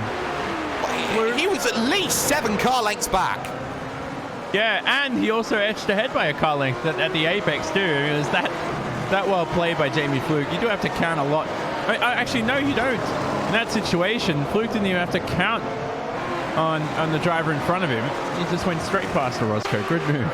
He absolutely flew by, and that much we can say is a great move from Jamie Fluke, as this race now hits lap 40 of 73 behind the 2-time reigning champion, the German Martin Kroenke. Just the one retirement so far today being the 07 of Davy Dekorps, but Mitchell de Jong now under more and more pressure from Mac Backham on the brakes into turn number 8. Look at them, nose to tail, as close as Formula 1 cars go through corners, some may argue, as they now look to get a power down, but Backham loses the rear end here, and he's got to be careful about that. Not only is he lighting up those rear tyres, he's giving Gregor Hutu a hope of opportunity to go, you know what, I can send this down the inside and I can get this position back. Hutu's got a chance here. We're right on board with him. Very quick on the main straight. DRS open now. There's the zone, but look at Backham. He's just got too much straight line speed. Mac Backham, the quickest out of the top 4 in a straight line. And that's perfect for defending, but just cannot get past his own teammate, Mitchell de Jong. And I think the dirty air comes into play with that, Jake, as well, with the twitch and everything. And partly you get a bit of excitement in the driver's eyes. They start to light up. You start to see them move, prospecting ahead. You start to push a little bit too much, and again, you just butcher the opportunity. And all 3 of them there were saving ERS down that front stretch. None of them were in a position to make that move, and I find that very, very telling by the way that they were looking to go through. Paul Ilbrink, though, it's a bit of a train here, as Jamie Fluke then easily dispatches of Stephen Michaels as they look to get onto the brakes into turn number 1. And Fluke may be thinking about, okay, I can get Ilbrink next, and after Ilbrink is Mo Garfiglio, who's only gone backwards so far in this event. Really, Jamie Fluke making those charges forward, as we've expected him to do. Fluke right now looking for a way past Ilbrink. Good run here through turn number 5, Johnny, but really just, you can see how much Ilbrink is actually defending here. He wants to fight. He wants to prove that he's worth it racing in this series. Yeah, Paul Trulli right now instead of Paul Ilbrink. He's got that train going, isn't he? Not as big as Jarno Trulli, but it's there. Fluke, DRS open. This is an overtaking spot. Just don't even try. Just form up. And I don't even like the little peaks that you do through there. I don't really think it's going to affect the driver in front. Just stay behind, stay as close as you can through this corner. Perfect by Jamie Fluke. Now remember, he is on a 1-stop, so he's got fresher rubber compared to all these drivers. It's going to hamper him towards the end of the race. Onto the banking of the oval, which is so difficult. Ilbrink, for some reason, takes a wider line. Should just be defending the inside. now alongside the main straight. Fluke opens DRS and should make his way past. Well, he's going to have to do it late on the brakes, and he does brake later down on the inside, and that is a pretty good move. And just behind that, Orozco was trying to get past former teammate Stephen Michaels and was unable to do so there. So not really ideal as we are looking towards the second round of stops, maybe in the next 3 to 4 laps time, maybe even 5 or 6 laps time. So we're hitting that final third of a stint here, Johnny. This is where we talk about Gregor Hutu being the best.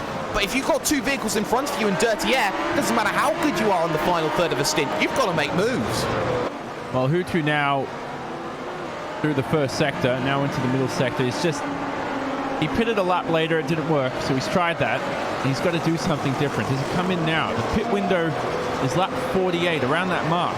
You go -2 on the target. You go +2. You go even longer. Right now, if Hutu pitted 3-4 laps later than these two, you'd probably reel him in anyway and have fresh rubber. Why not? Okay, or maybe pit 2-3 laps earlier and undercut them, so you never know. You never do know. Marcus Jensen under pressure. Here's Antoine Higeland tucked up 1/10.5 away. Really close, looking for the inside at turn number 8, but not brave enough to make that move. He thought about going to the inside, but Jensen hadn't covered every single stage of the way. So a good work there on the defense from Jensen, and that may have just compromised the run slightly for Higeland. Just in front of that, Peter Berryman has been stuck for the last 2 laps behind Marty Piatella, who's on the very aggressive 2-stop strategy, and you can see Berryman just washing out a little bit through the final corner, desperately trying to close that gap in. Both of them heavy on the ERS. Now it's finally a chance to make a move for Berryman on the brakes. He goes in far too deep, and there's the cutback opportunity. Marty Piatella goaded him into that move. Great driving from Piatella, terrible driving from Berryman.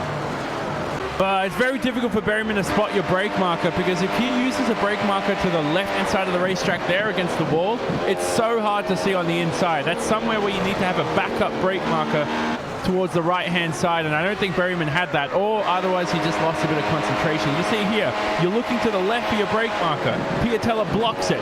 Berryman doesn't know where the braking point is and runs it deep. So that's just a common error you'll see drivers make up the inside, and that's where during practice you need to pick a brake marker on the left-hand and right-hand side of the circuit.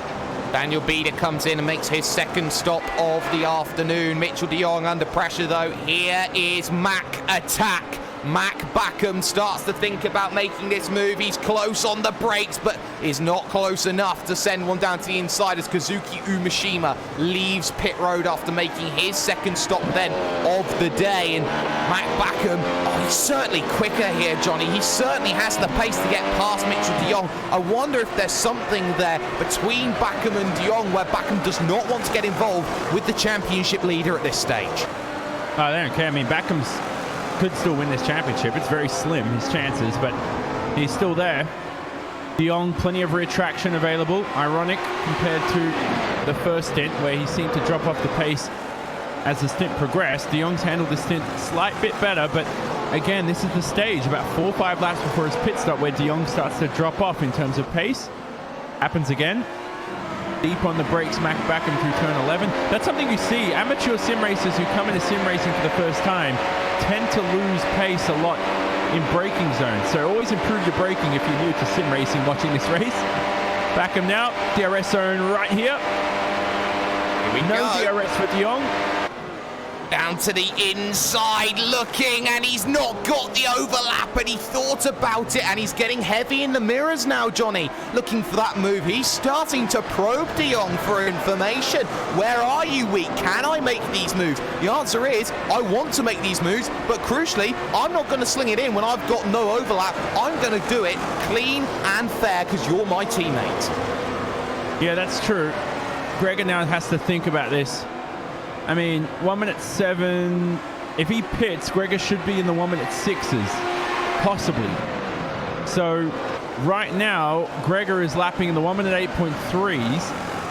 If he pits, and he has to do the opposite right now to what these Commander SimSport drivers do, he could find himself ahead. He will struggle for the entirety of the final stint, but it's an option he needs to be thinking about. It's an option Redline need to be thinking about. Certainly is. Doesn't elect to pit.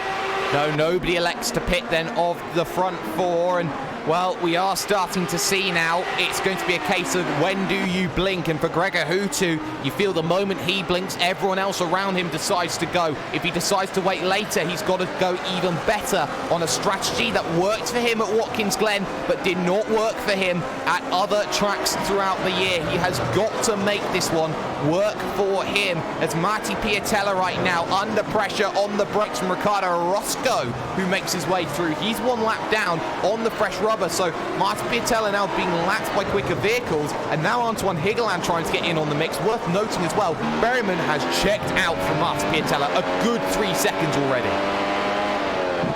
Yeah, that's certainly in play right there. There he is on screen. Peter Berryman into the middle part of the lap. I was looking at Hutu before. It's just such a tight battle between those three at the moment. They head through turn 11. And Hutu just doesn't have the middle of the corner diff set up as much as I hoped he would. It's the middle and the exit of the corner where Hutu seems to struggle. And I think that might be a differential setup part of the car, because Backham, his diff is just so loose and wide open through the middle part of a turn. Exiting the pit lane, there's a car right in front of them that's going to get in the way, and that is the driver of Tommy Erskard. He has to get out of the way. He doesn't want to hamper his teammates. That could have played to Gregor Hutu's hands, but luckily, no incident there. No incident at all, and Tommy Erskard very, very clever, getting to the outside of turn number 3, making sure that he's keeping himself out of trouble. Now here's the next worry, because Erskard's going to be quicker than all of these, and he's going to be thinking about how does he get himself through. Look at him, he's actually angling here to try and get back past Gregor Hutu, and that would be a disaster for Hutu if Erskard goes through, because that's another vehicle in between him and Mac Backham, and also Mitchell de Jong as well. Kroenke currently looking at this one, thinking, okay, I think I just need to go into conservation mode the same way I did for 12 races last year. But now this comes down to who blinks, and I wonder who blinks. De Jong blinks. Hutu's going to, oh, he feigned it. He thought about it. He was caught in two minds. So De Jong is in.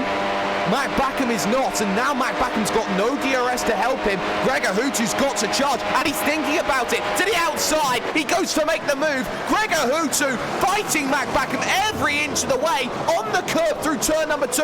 Backham gives him the room and holds the position. Now De Jong's in the wheelhouse. This is perfect right now. Look at Tommy Erskard.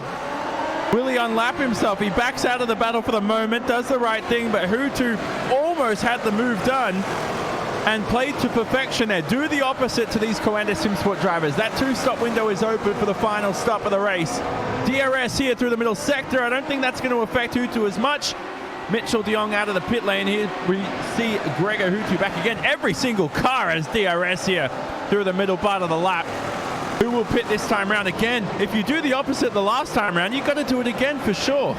You certainly have to, and Gregor Hutu knows that. Remember, Erskard's battling behind Partington and Umashima on track, on position, in their own little world, and both of them thought about it. Hutu does the opposite. This is allowing Tommy Erskard a chance to unlap himself here, and that might not be a bad idea for Gregor Hutu. Let Erskard go. He's quicker, and I don't think he will here. Erskard's just going to sit and back out of it, but he's being a nuisance for Hutu. Now the next question becomes, where does Mac Backham come out in all of this? Where is Mitchell de Jong in comparison? The answer is heading through turn number 11, right about now into turn number 12. So de Jong charging his way towards turn 13 and turn number 1. Backham late towards his box, looking to hit his marks, and he hits them perfectly. Up and down on the tyres, and out and away he goes. A good 4-second stop there by him. Here comes Mitchell de Jong. He's already gone and passed him. Not only has he gone and passed him, he's passed him by a good 3 seconds. De Jong has breathing room.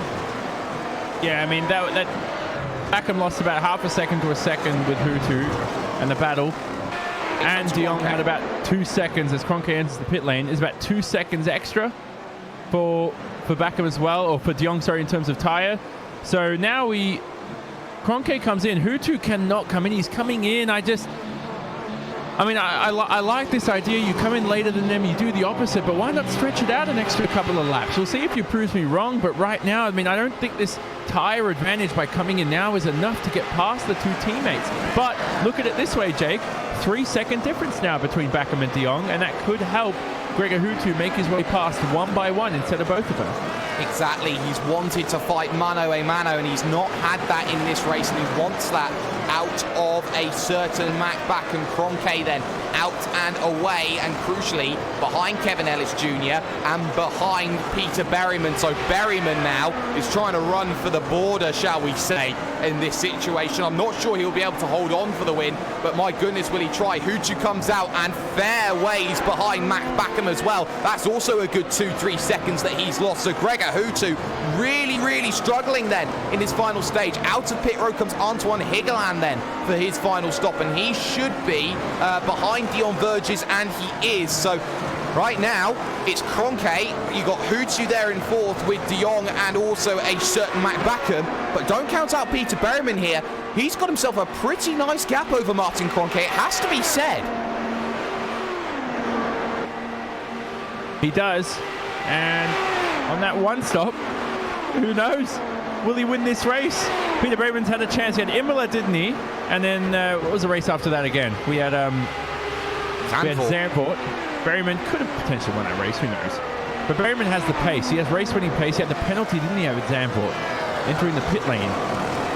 He definitely has pace at the moment, so we don't know what's going to happen from here on in. By the way, reporting as well, Stephen Michaels, we're wondering why he's so slow on the straights. Definitely a lot of damage, remember, on lap 1. So that was why we saw Stephen Michaels about 40 kilometers an hour slower than the rest of the field through the straights. So sorry to Stephen Michaels, we thought that was a setup issue or something else. Lots of damage to that race Dutch car in his first race. Track map, we're watching the difference between Berryman and Kroenke. Remember, Berryman is not going to pit for the rest of this event. That's very crucial, and he's got himself 20 laps to hold on as he heads his way through turn number 11. Kroenke now heading himself through 9 and now into 10. 3 vehicles in the way. One of them is second place Kevin Ellis Jr., who he needs to get past, and Kevin Ellis Jr. has been very gentlemanly so far this year when vehicles have been quicker. He just wants to run his own race. He doesn't want to play the defensive game for other drivers. The gap was about 10 seconds last time by for Martin Kroenke in terms of gap. This time by, that gap of 10.1 comes down to 9 seconds exactly. So it's a second 0.1 a lap that he's closing. And I think with 10 to go, Peter Berryman is going to be caught. The question becomes, though, can he hold on to second? Because Mitchell de Jong is 9 seconds back of Martin Kroenke running similar lap times. I'm not sure de Jong can get past Berryman here in the time allotted here. Who knows? We'll wait and see. And remember that he might also spend a bit of time possibly battling away with Gregor Hutu, possibly with McBackham. The more they squabble, the more it plays into the hands of the young Apex Racing duo of Peter Berryman and Kevin Ellis Jr. I have to say, Kevin Ellis Jr., it's just remarkable to see him in the top 2 in the closing stages of a WCS race. Just so, like, the improvement this guy has made, that the Scott has just been... you just can't believe it. It's like breathtaking. It sounds like I'm falling in love with him, by the way. I'm not saying that. But he's definitely improved. Just a role model for all the other young sim racers out there. Just give yourself a couple of years of commitment, and you'll end up like Kevin Ellis Jr., possibly race winner, possibly world champion sometime in the future from Scotland. I say something even more impressive. If it's less in love than what I said, then go ahead. Josh Rogers is only 3 seconds behind Gregor Hutu. Is he on a 2-stop right now? Yeah, he is. He's on a 2-stop. He's made the second stop. That's great from Josh Rogers. He's worked hard on this second stint. He has, but remember, Josh Rogers is going to get worse as the stint progresses. And yeah, low fuel might help in Josh Rogers' hands. Wear out the tires a little bit less, but I just know Josh Rogers with the tires and this McLaren, that's where they struggle the most, is just figuring out the tires. Here comes Kroenke down to the inside of Kevin Ellis Jr., and that's a gift, and that Kevin Ellis Jr. did not want anything to do with Martin Kroenke into that corner, and that was as easy as you will find a move for Martin Kroenke. Peter Berryman, you've got no help from your teammates. You've got to do this one on your own. Can we just take a moment of silence? Did we just see an overtake into turn 8? Yes, oh my God.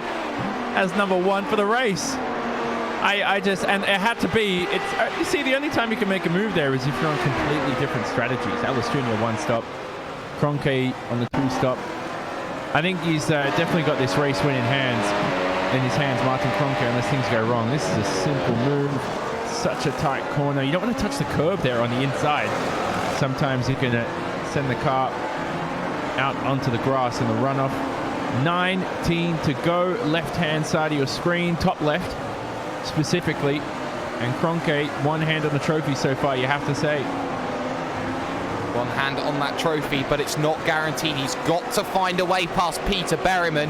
And we've seen how good Peter Berryman has been on the defense. He has held off Martin Kroenke before. Watkins Glen certainly comes into mind in terms of how good Peter Berryman has evolved as a driver. And as that driver who was maybe in 2017 showing glimpses with a pole position at Monza, showing glimpses of what he's capable of.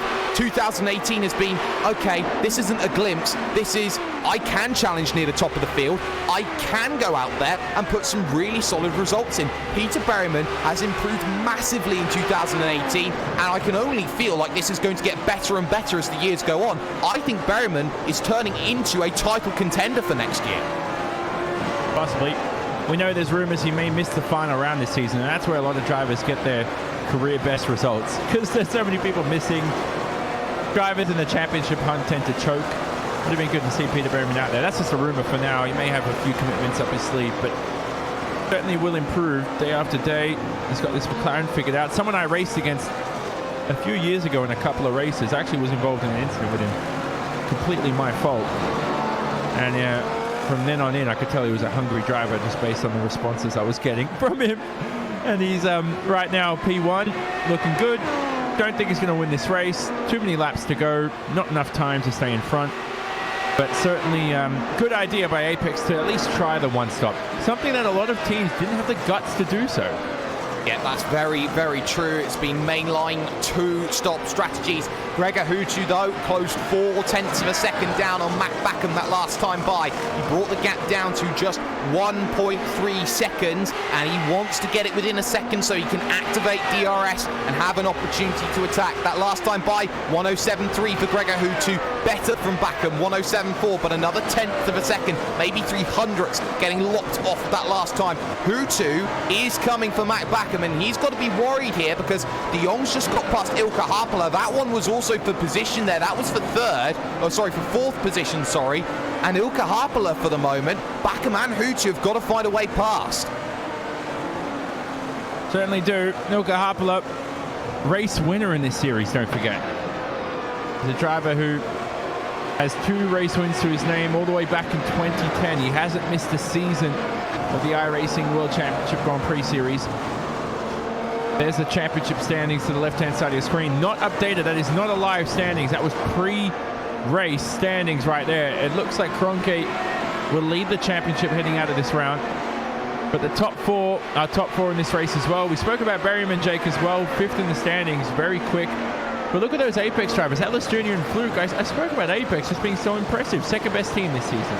Easily the second best team, so consistent as well with all of their points. They always have some very, very strong runs, although Jamie Fluke's run today is only going to go backwards from here by Antoine Higeland's hand in the next few laps or so. But right now, Peter Berryman is staring down the barrel of Martin Kroenke's gun, and right now that gap's coming down second to lap. The gap was down last time across the line to 4.1 seconds. So by lap 62, I think that he's going to be caught, and that for Peter Berryman is going to be the bells tolling. Martin Kroenke is approaching. Yeah, this would be a simple pass for the lead, surely. You don't want to butcher this if you're Martin Kroenke. Berryman, I just don't understand how he is managing getting onto the banked oval so seamlessly right now. There he is right alongside the wall. Up to about 330 kilometers an hour at this stage of the race, depending on where you are at with ERS and fuel. There's Kroenke through turn number 1 and 2. 3 seconds the gap now. I mean, he's a sitting duck. He is. Here's Gregor Hutu, though, down to the inside of his Finnish compatriot, Ilka Harpala, and he makes the move comfortably into turn number 1. No issues for the 5-time world champion in Team Red Line Blue at this stage. So good move from Hutu, and crucially, he keeps that gap very, very close to Matt Backham, down to just 1.2 seconds at this stage, and he had the DRS to work with as well. That much we can say is quite vital In terms of battles elsewhere down the field, they are a little bit more stringent, it has to be said. We haven't seen too many. You've got Stephen Michaels a long way down the order, the likes, of course, as well as Daniel Bieder and Balázs Remenik, who have both lost a few positions so far in this event. But for Kroenke right now, it's just a case of just pick it off lap after lap after lap. But Berryman has been so good. Another 108.3, very consistent from Berryman. But that gap, 2.1 seconds, 2 laps away then from Kroenke, getting himself close, probably 2 laps away from DRS as well here, Johnny. Certainly is. Getting closer and closer towards the final stages. 14 to go. All important points. If you need a motivated driver with 14 laps to go, you probably don't have the right driver right now. Everybody's active, ready to go. 73 laps. It's a long event, Grand Prix racing. 90 minutes on average. When it comes to these final laps, you're all in it. Sweat dripping off the head sometimes. It's the summer over in Europe. Sim racing can be a physical challenge as well. And the mental strength as well. Heats up the body temperature. It makes it more difficult as the race progresses. This is what these drivers are feeling right now. Some of them, the adrenaline's pumping. They don't feel any of that. They just feel the steering wheel. They see the car ahead. They're doing everything they can. Haapala half spin, by the way, off camera. Here we ride on board with Martin Kroenke. He gets past that Ricardo Orozco, getting out of the way there. But Haapala through the middle sector lost a little bit of time as well. And luckily, he's still struggling with tires. He is, and well, a little half spin, a slide through turn number 8 as he desperately tried to keep the vehicle going straight, and he's done 1 stops before and struggled, but he's done well to keep that one, all 4 tyres on the road. A tough lap for Martin Kroenke, but still brings the gap down to 1.3 seconds, and through every corner you can see him inching that gap down, just 10th by 10th, foot by foot. You can see how Peter Berryman is being reeled in on a line right now. The move won't happen surely into turn number 1, but look at how Kroenke is now there, Johnny. Too easy now for Kroenke. He's got to make the move. Just second behind. Should have DRS this time around. Look at the traction out of turn 11. This is too easy. Will Berryman manage the rejoin onto the oval? Does quite well, actually, Peter Berryman. He's certainly mastered that. But through the main straight, Kroenke for the lead. This should be an easy pass. This should be DRS open, ERS engaged, down to the inside and gifted by Peter Berryman. Martin Kroenke leads the race once more with just 12 laps to go at Indianapolis Motor Speedway. And if things stay like this, Kroenke becomes the first 2-time winner this season. He'll pick his 4th win of the season up, and he will take a vital momentum shift heading to the last 4 rounds of the championship. And there's not much more you can say about that. But look at Gregor Hutu right now. 9/10 of a second the gap here to Mac Backham. And crucially, they are both closing on both De Jong and Kevin Ellis Jr. They're all on the same piece of real estate. De Jong needs to get past as quickly as he can. So here's the story to win the race. We know Kroenke is most likely going to win this unless he bins it like Monza, which probably won't happen. Berryman has a shot at P2, depending on how these 3 behind fare. They've just lapped a few cars. De Jong's made his way past Kevin Ellis Jr. there for P3. Ellis Jr. could hamper Backham and Hutu, and they have the lap car ahead here of Stephen Michaels with damage, who's slow. So Berryman, 10 seconds with 12 laps to go. They could meet on the final lap of the race for P2. They certainly could, and Kevin Ellis Jr. is letting vehicles go left and right as Michaels almost clips the wall and moves to the inside, maybe worrying Hutu slightly as he didn't hold his line, but Michaels gracious, letting him through. That's compromised him slightly here, and Matt Backham's maybe going to get an easy pass here on Kevin Ellis Jr., who knows he's slower, and in fact, he was on the grass through turn number 2 and then through 3, so he lets 1 go. Now Hutu's got to pick the pocket down the inside. Big wiggle of traction there from Kevin Ellis Jr., and through goes Gregor Hutu. Ellis Jr. is playing the conservative game, and I wonder, Johnny, yes, it's nice to let everyone through, but is this where you argue, does Kevin Ellis Jr. have the bite? The answer is, does he have the tyres at the moment? The answer is hell no. No, he's struggling. And look, you just got to be selfish in that situation. He's battling for track position. Just don't even let the guys through. Just stay on the racing line, manage the tires. 1 half spin, it's just going to get exponentially worse. And he's still struggling off camera, off the replay. But here's the replay on board. Ellis Jr. now doing the nice thing. He's offline. You can see there's no rubber there. He rejoins. Tires now. There we go. Just different line, different atmosphere. Just not something you're used to. Different speed through turn 4 and 5. And it just costs him a bit of pace. And then after that, you'll just have half spins for the rest of the lap, just trying to get the tires back up to ideal temperature. So he was being nice as well. Maybe also, Jake, you have to think, he's also trying to fight here with Ilkka Haapala and Josh Rogers to stay in front for P7 and 8. He doesn't want to lose any time battling with these drivers, but he's just let them pass, which is a different story. And on cue, Josh Rogers has made his way through on Ilkka Haapala, that one for 7th position. So next up on the hit list will be Kevin Ellis Jr., 7 seconds down the road. But Josh Rogers, it's also worth remembering, he is on older tyres when it is in comparison to the likes of Hutu and co, because he pitted very early for his second stint. Yes, the fuel's lower so that there is less tyre wear on this final stint, but there is still a significant amount, Johnny, which will be hurting Rogers in this final stint. Certainly will. And Rogers, as we said, not quick in the final stint of the event. So right now, based on lap times, 1 minute 8.1 for Rogers last time round. Ellis Jr.'s last respectable lap, 1 minute 9.3. It looks like he'll probably reel in Ellis Jr.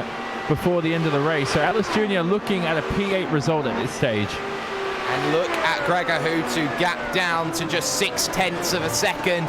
And now it's looking more and more for the world like Matt Backham is looking behind in his mirrors than he is in front. He's 2 seconds back to Mitchell de Jong and lost 0.4 of a second on that last lap.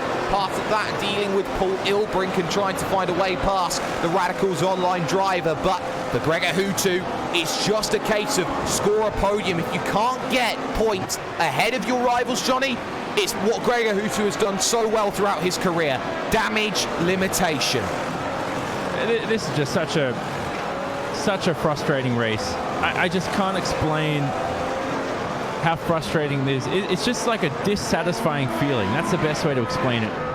You couldn't get past 2 drivers you were quicker than all race, and you're going to finish behind them.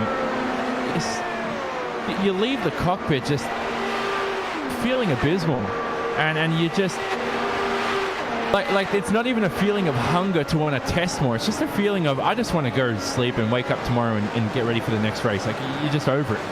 So it's just so frustrating. The best feeling now is actually getting past them towards the end of the event. And who knows if he was quicker than Kroenke or not. That's very much the question that needs to be asked about Gregor Hutu here. Why wasn't he able to get past those 2 drivers? And what can he do for the future, especially with the last 4 rounds of the season coming up very, very quickly? And for Gregor Hutu, maybe some can argue that he is getting past his prime in years, that maybe this would be the gunslinger's last hurrah at a championship, but Gregor Hutu knows he doesn't want to be put on the shelf just yet. He wants to show the world that he is still one of the most formidable racers in the world, and he is doing so yet again here today in position number 5. Gap is 8 seconds at the moment between Berryman and de Jong. For Berryman, a 108.4, and for Mitchell de Jong crossing the line as well. We'll keep an eye on this one, Johnny, because he does himself another 107.7. That gap's coming down 0.7 of a second every lap. That is going to be close right now with 7 laps to go, but I think de Jong's running out of time. Yeah, I think de Jong's running out of time, and he's not as quick as we expected. Berryman should have P2 locked down, and that just says that the ideal strategy for Apex with a one-stop worked to perfection for Peter Berryman. He was quick, he had the pace to do it, and he didn't have to fight on track with those top 3. Just outbrained these guys, basically, with the one-stop. And it's not just outbrain, but it has to work as a driver. Can you, as Gregor Hutu or de Jong or Backham, actually manage to keep that car on the racetrack in a one-stop? So difficult. It is so very, very difficult. Hutu, though, looking very close to the rear of Matt Backham, needs to find a mistake, and very heavy over the curb through turn number 9. Once again, is Backham using all of the curb through turn number 10, and again, Hutu struggling through 11. That dirty air effect, that aerodynamic buffer that you see hurting Hutu as he now heads himself onto the oval. 6 laps to go as he crosses the line, and he knows that he is running out of time to go and make this move. 107.8, and you can see it's only 9 kilometers an hour of an advantage. He needs to be within about 0.3 of a second here, Johnny, if he wants a shot at this. He's half a second back when he crossed the line. He needs a little bit more. I just don't even blame Hutu. Turn 11 is such a useless corner. You just can't do anything about it. You steer into the right-hander. All the dirty air is just affecting you. I just think Hutu's doing all he can. This isn't a lack of skill. This isn't a lack of racecraft. This is just limited in the situation that he's in. He should have tried what I thought, which was just go 5 laps longer and struggle with bad tires. You're going to catch these guys anyway. You're quicker than them. And just do that and see if it works. You know, you're not going to pass him on the same strategy. He's still got a few more laps to prove me wrong, but this is this right-hander here that is just useless, so difficult to steer into. Back him now. Visually, you can see the advantage he has through there with no dirty air. It's just impossible to pass. You have to feel for Gregor Hutu. He needs maybe a bit of a miracle on Mac, and it's not often that you ask of that. This isn't the Mac of Radicals Online, where he'd be lightning fast, but maybe would find himself in a couple of issues here and there. He has tempered his driving style. He has improved with his consistency levels, and that's why he's had 2 race wins this year. That's why he is starting to become a true title challenger in terms of that respect. If you can just get a good season together. Keep an eye on this one as well, a little bit further back. Got Marty Piatella looking to get past a certain Ilkka Harpala. Big wiggle through turn number 3 for Marty, and Marty Piatella is a lucky boy to have a vehicle pointing straight. Yeah, good stuff from Piatella. Harpala, we must say, is still on a one-stop. Oh, look at that, just on the curb and saves it. So just bad decision to get onto the curb late in the race. These drivers are pushing to the max. Of course, Harpala, as we said, on the one-stop. So Ellis Jr., that helps him. Ellis Jr. will probably finish this race in 7th, unless Rogers can actually get past. So those guys on the 2-stop, Jake, have actually gotten worse in terms of lap time over the stint. They've started to edge closer and closer to the one-stop guys in terms of lap time and pace. That just shows you how that pace is plateauing at the moment. For Berryman, it's a 109 flat. De Jong, 107.9, a second taken off in that last lap. 4 laps to go. The gap is 4.6 seconds. This needs De Jong to find some magic lap times, and he's got 2 more to deal with. Eyes on Piatella, though, down to the inside and making the move on Ilkka Harpala. That one was as easy as you like to see, but at the moment it's a case of who do you look at right now? Some very nice battles coming towards the end. Gregor Hutu still desperate to find a way past Mac Backen, but starting to drop back a little bit, maybe looking for that one last push towards the end. Berryman for the moment is second, but my goodness, is De Jong trying to push. De Jong's trying to push, Backham's trying to push, Hutu's trying to make his way past. Hutu's to the max right now. He's pushing to the limit, almost on the grass there through turn 11. There he is on screen in that blue and black Team Redline McLaren. Through the final corner goes Gregor Hutu. DRS flat will open right now. You see the black DRS boards. Hutu, straight line speed increases, not even close. Out of all cars to be stuck behind, Mac Backer mastered the low downforce setup today. Plenty of straight line speed. He certainly has done, and I have to say it has been a great drive from Mac Backham as Josh Rogers as well is closing down Kevin Ellis Jr. Another 0.8 of a second off, and only 2 vehicles in between, which is Michaels fighting it out with Paul Ilbrink. This one for 19th and 20th positions on the road, not where the pair of them wanted to be. Here's Michaels looking to the outside, and he's not going to quite make the move that he wants to here, and this is not going to be helpful when Rogers wants to come in on both of them. You have to respect it in this situation, Johnny. They are allowed to race each other, but when Josh Rogers wants to come through, I think they have to be respectful in that situation and realise that Rogers wants one more position. And if you're smart enough, you can put the driver in front in a bad situation. Let Rogers through at a good part of the racetrack, and then let the other driver have to let Rogers through maybe this part of the sector or through the straights or something different. Michaels now struggled. Lap 1 had the damage. Car not easy to drive for this event. First race with race clutch. Rogers still reeling in these guys. I think Michael's going to have to let him through. Yeah, he is. Michaels is backing off. Open DRS. And that's Umeshima at turn number 2, all over the gravel. He was battling with Ricardo Orozco into turn number 1. Big snap of oversteer, heading on the exit, too eager on the power. And Umeshima's tyres let go on him, and that's cost him a lot of times. He had to let through both de Jong, Hutu and Bakum in that situation, so not good at all. But for Martin Kroenke, it will be the white flag coming out at Indianapolis Motor Speedway. It will be a white flag that he has been waiting for all race long, and one white flag which he has been looking at again and again, hoping he will get it. If Berryman keeps this one on the island, this will be a fantastic drive for the number 69, because Mitchell de Jong is nowhere near him right now on the road. Mac Bakum for now is safe from Gregor Hutu. This could be Hutu's last chance, but look at him. He's absolutely nowhere near in the situation, heading to the prime overtaking opportunity of turn number 1. Does he brake late? Yes, he does. Little bit of help of traffic as well, because Ricardo Orozco is there waiting in the mix as well. Here's Josh Rogers, though, looking to attack Kevin Ellis Jr. This one for 6th position, and not quite there, but he runs wide through turn number 1, and this is the chance that Josh Rogers has been looking for. Big wiggle on the exit there from Kevin Ellis Jr. That has to slow down Josh Rogers. Not ideal, not what he wanted, not one bit in that situation. Hutu still not close enough to Mac Bakum. Mitchell de Jong absolutely nowhere in this situation in terms of where he needs to be. But for Martin Kroenke, he will become the first man this season to go back to back. And now the title picture looks all Kroenke again.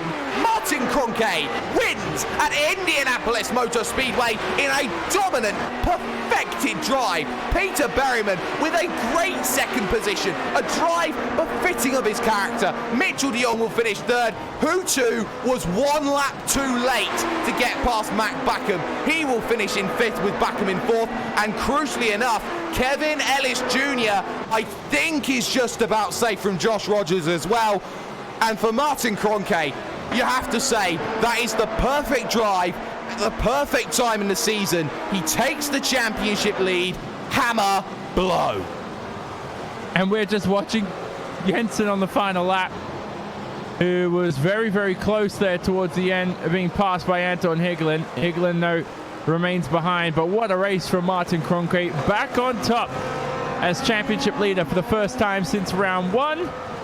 And Martin Kroenke, I have to say, just a dominant race, Jake. Did we forget that he was leading this race? Because the whole time we were focused on all his title rivals behind squabbling away, and they said, oh, wait a second, we've let this guy go and win the race all on his own. So brilliant result from him. And I have to say, commend Peter Berryman and the Apex Racing UK team. Just absolute perfection with strategy. The one-stop worked out really well. Ended up Kevin Ellis Jr. in 6th, the best result he could have hoped for on the one-stop. Peter Berryman 2nd, the best result he could have hoped for on the one-stop as well. Perfect.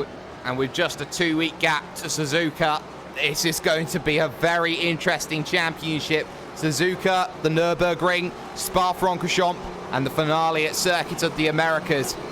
Oh boy, this is going to be one that you need to keep your eye out on. Maybe not the race of drama and intrigue that we are used to seeing, but a race which will be very, very happy for those in the number 5's camp. Official classified results then, let's get them up on your screen for you.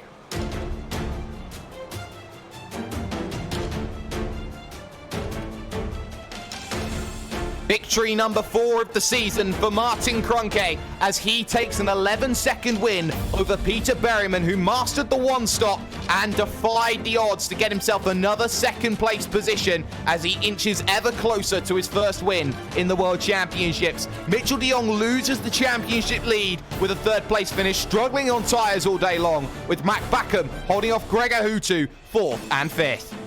Kevin Ellis Jr. finishes in 6th on the one-stop, holding off Josh Rogers after a very spirited drive from the Australian to remain in 7th. Marty Piatella always loves gaining positions in 8th. Ilka Harpler on the one-stop in 9th, with Marcus Jensen there in 10th position, holding off Antoine Higgelin, the Frenchman, in 11th. Jamie Fluke, a spin on the opening lap, drops him all the way back down to 12th when all was said and done. Tommy Erskard and Dion Verges, the last finishers on the leading lap. And then those 1 lap down, like some Michael Partington, Ricardo Orozco, Kazuki Umeshima, Mo Garfilio, Stephen Michaels, Paul Ilbrink, Daniel Bieder, and Balazs Remenick. The one retirement from this race was very early on. That was Orion's Davide Corps. But we'll talk post-race just after this.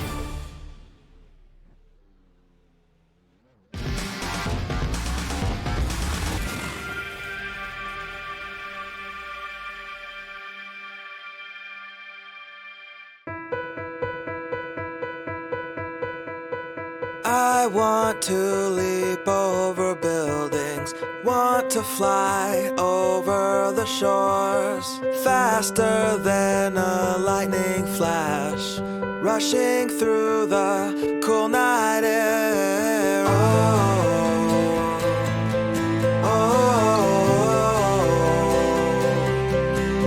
So start ignition, count to 0.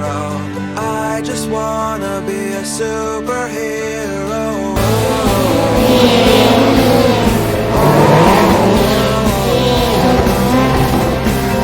So start ignition, count to 0. I just wanna be a superhero.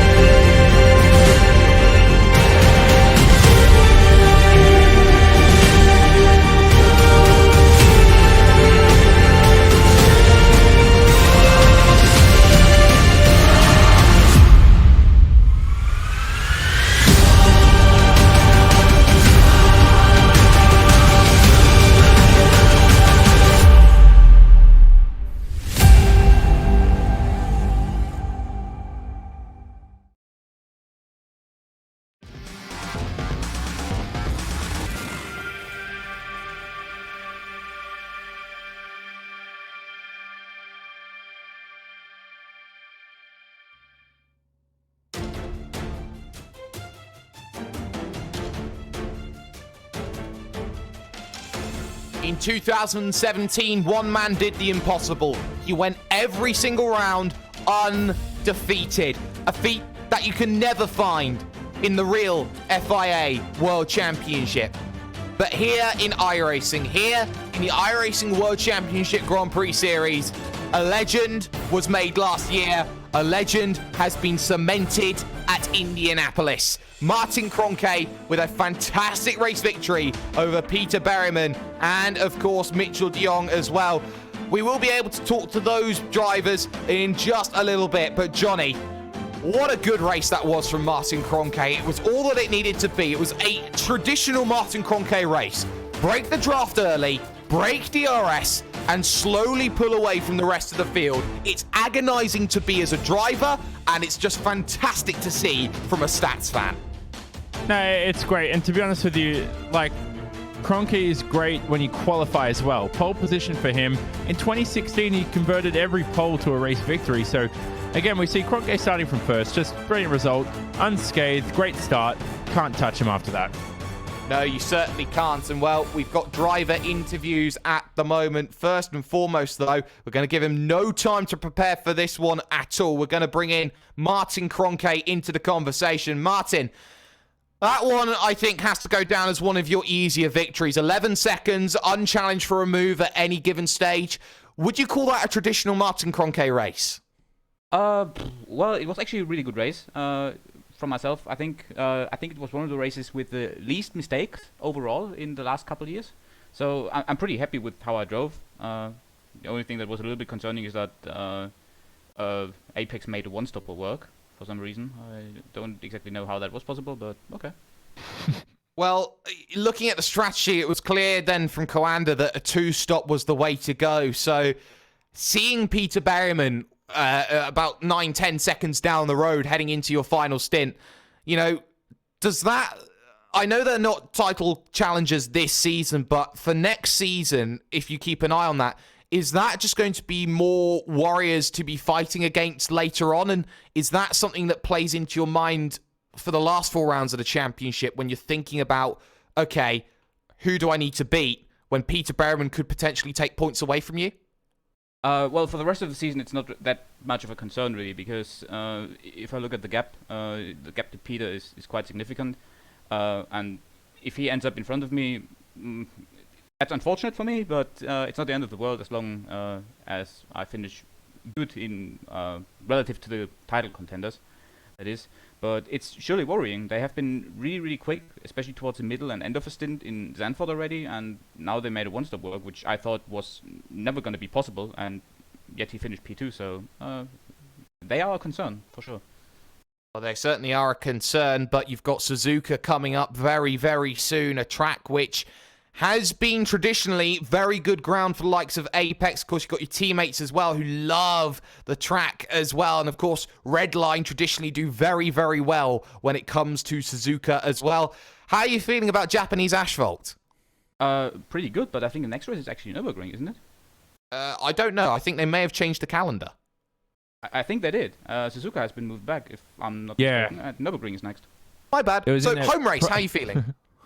Pretty good. Well, actually, based on last year's result, relatively good. Based on 2016 result, not that good. So we'll have to see. But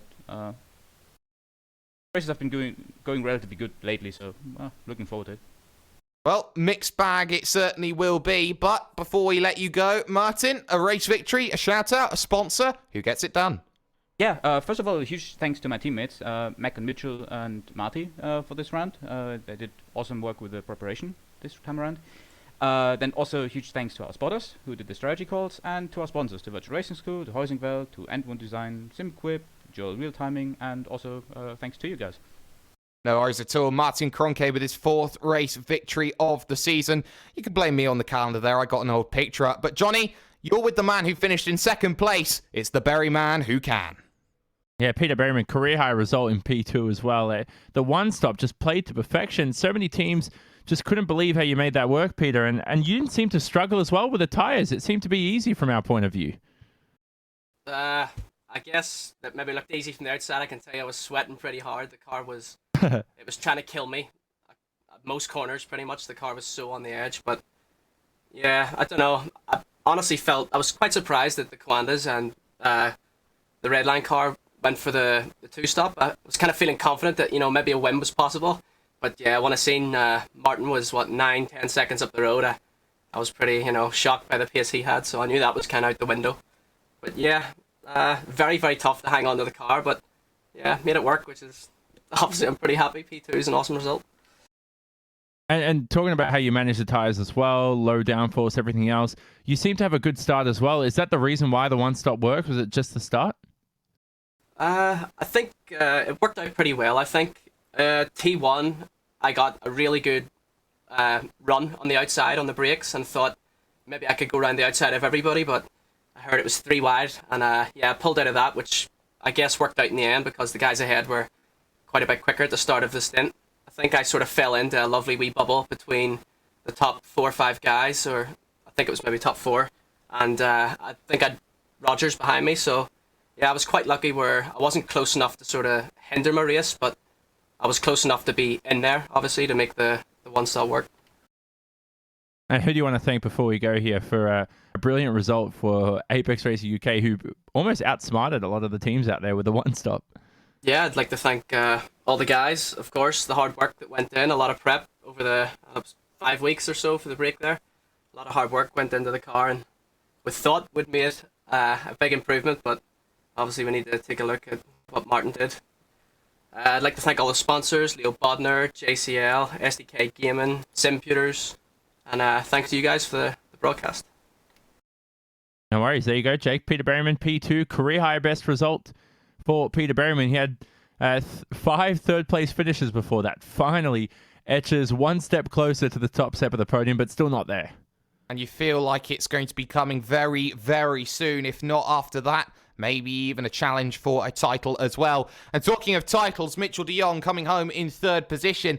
Mitchell, championship lead lost to Martin Kroenke. Your results over the course of all 3 championships are starting to dip a little bit. What's going wrong for you right now? I don't think it's anything too serious. It's a long season for a lot of things, and Obviously, I've taken on a lot of different championships at the same year, so you know, for me, it's about managing and just doing the best I can with each time. You know, it's quite difficult trying to switch from, you know, Rallycross one week we need to drive completely different to F1, then back to GT3 and all that. But you know, just need to kind of pick your battles. This one was I'm pretty satisfied with this one, to be honest. I just can't get along with a car that's running pretty low downforce, like an F1 car like this. So you know, I wasn't too confident coming into this, so I was just hoping to have a solid race, not make any big mistakes, and see where we end up. And you know, the gap to Martin was quite big. He was just in a league of his own, but you know, being that close to getting second was much more than I could have hoped for today. So yeah, super happy with third, to be honest. And let's talk about schedule as well very quickly, because you find yourself in a position where you're racing 3 championships. So you've got VRS GT, you've got the iRacing Rallycross Championship, and you've got, of course, the IWC GPS. But not only that, but legitimately just a week before you tackle Nürburgring, are you going to be out there at Sim Racing Expo? Yes, I will, actually. So it's quite a chaotic, pretty much run of the season until October. Even when we get back in October, we have, I don't know, 4 WCS rounds in 4 weeks with some Rallycross races sprinkled in. So yeah, it's gonna be tight. So yeah, you just need to make the best of it. You know, taking on this much is a bit too much, I'll admit. But you never know what can happen. So it's cool to have this opportunity, and yeah, we'll make the best of it. Very quickly, shout out sponsors. Who gets it done? Yeah, of course, all our teammates, especially Martin and Mac, who did a lot of the work for this one. And of course, Philip and Jorn and Klaus, who did a lot of the strategy work for this one. Appreciate them for keeping us updated, keeping us updated on the gap to catch Peter and all that. And all our other partners, Virtual Racing School, Hoisingfeld, SimQuip, VTech, and Warren Design, and Joe Real Timing. And of course, you guys, Race Spot, for yeah, putting on the broadcast for us. No worries at all. Mitchell de Jong coming home in 3rd position. The man who came home 4th, though, Johnny, is stood by with you. It's Mac Backham. Mac Backham, what a race. He came home in 4th, and I have to say, Mac, was it a frustrating race for yourself, or was it just somewhere where you could have extracted more? The pass for Hutu in the first few laps was pretty good, but after that, you just couldn't get past your own teammate. Yeah, I think, I don't know, I wouldn't say I'm disappointed. I think P4 is good for now.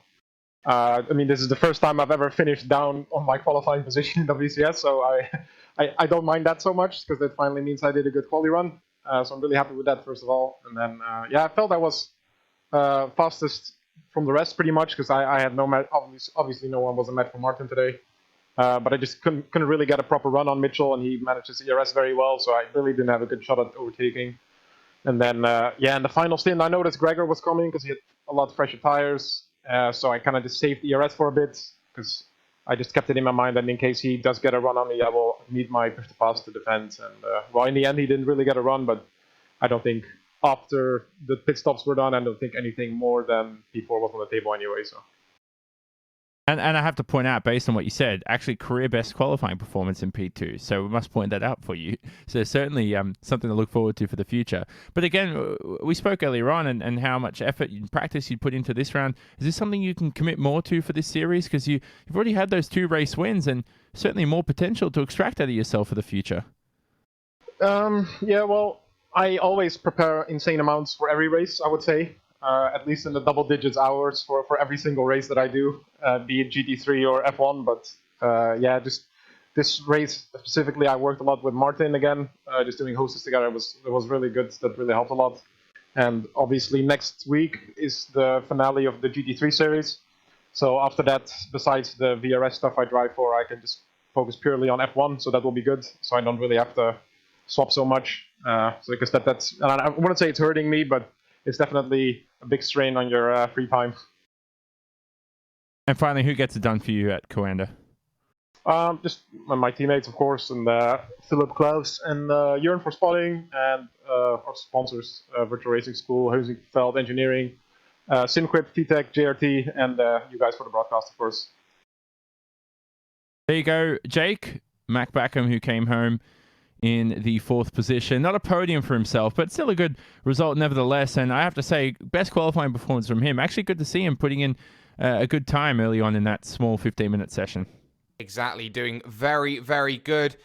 The point standings, though, coming out of Indianapolis as we head towards the Nürburgring. Martin Kroenke on top now, 747 points. And he'll probably be flying a Boeing all the way back home. It's Mitchell de Jong in 2nd, with Gregor Hutu now firmly in 3rd. Matt Backham closes slightly in 4th, with Peter Berryman closing on the pair of them now in 5th position in the championship. But unfortunately, this afternoon, that's all that we are going to have time for here on the iRacing Esports Network. But to those who get us done, and Vern Designs, the official graphics partners here at RaceSpot TV, along with ATVO and Apgeneer, the official graphics engine here at RaceSpot TV. Your animations were done by Simon Grossman, with live timing and scoring brought to you by Nick Thyssen, as well as Istvan Ballo's Track Cams 22. Make sure that you check them out and the work that gets done with them. But crucially, Johnny Simone on my right, Hugo Luis behind the commentary, or behind the camera, shall we say. I'm hashtag Do You Mind Jake Sperry, the observer of sim racing. Back to back for the first time this season, and there's no greater place to do it than at Indianapolis, but it will be so sweet for Martin Kroenke if he makes it a three-peat. Not only a three-peat, but a three-peat on your home territory. It's going to be something to check out, as well as all the rest you can find on the iRacing Esports Network. Make sure you check this out. But for now, we'll see you in just a few hours' time with Will and Paul for the Fanatec Community event. See you then.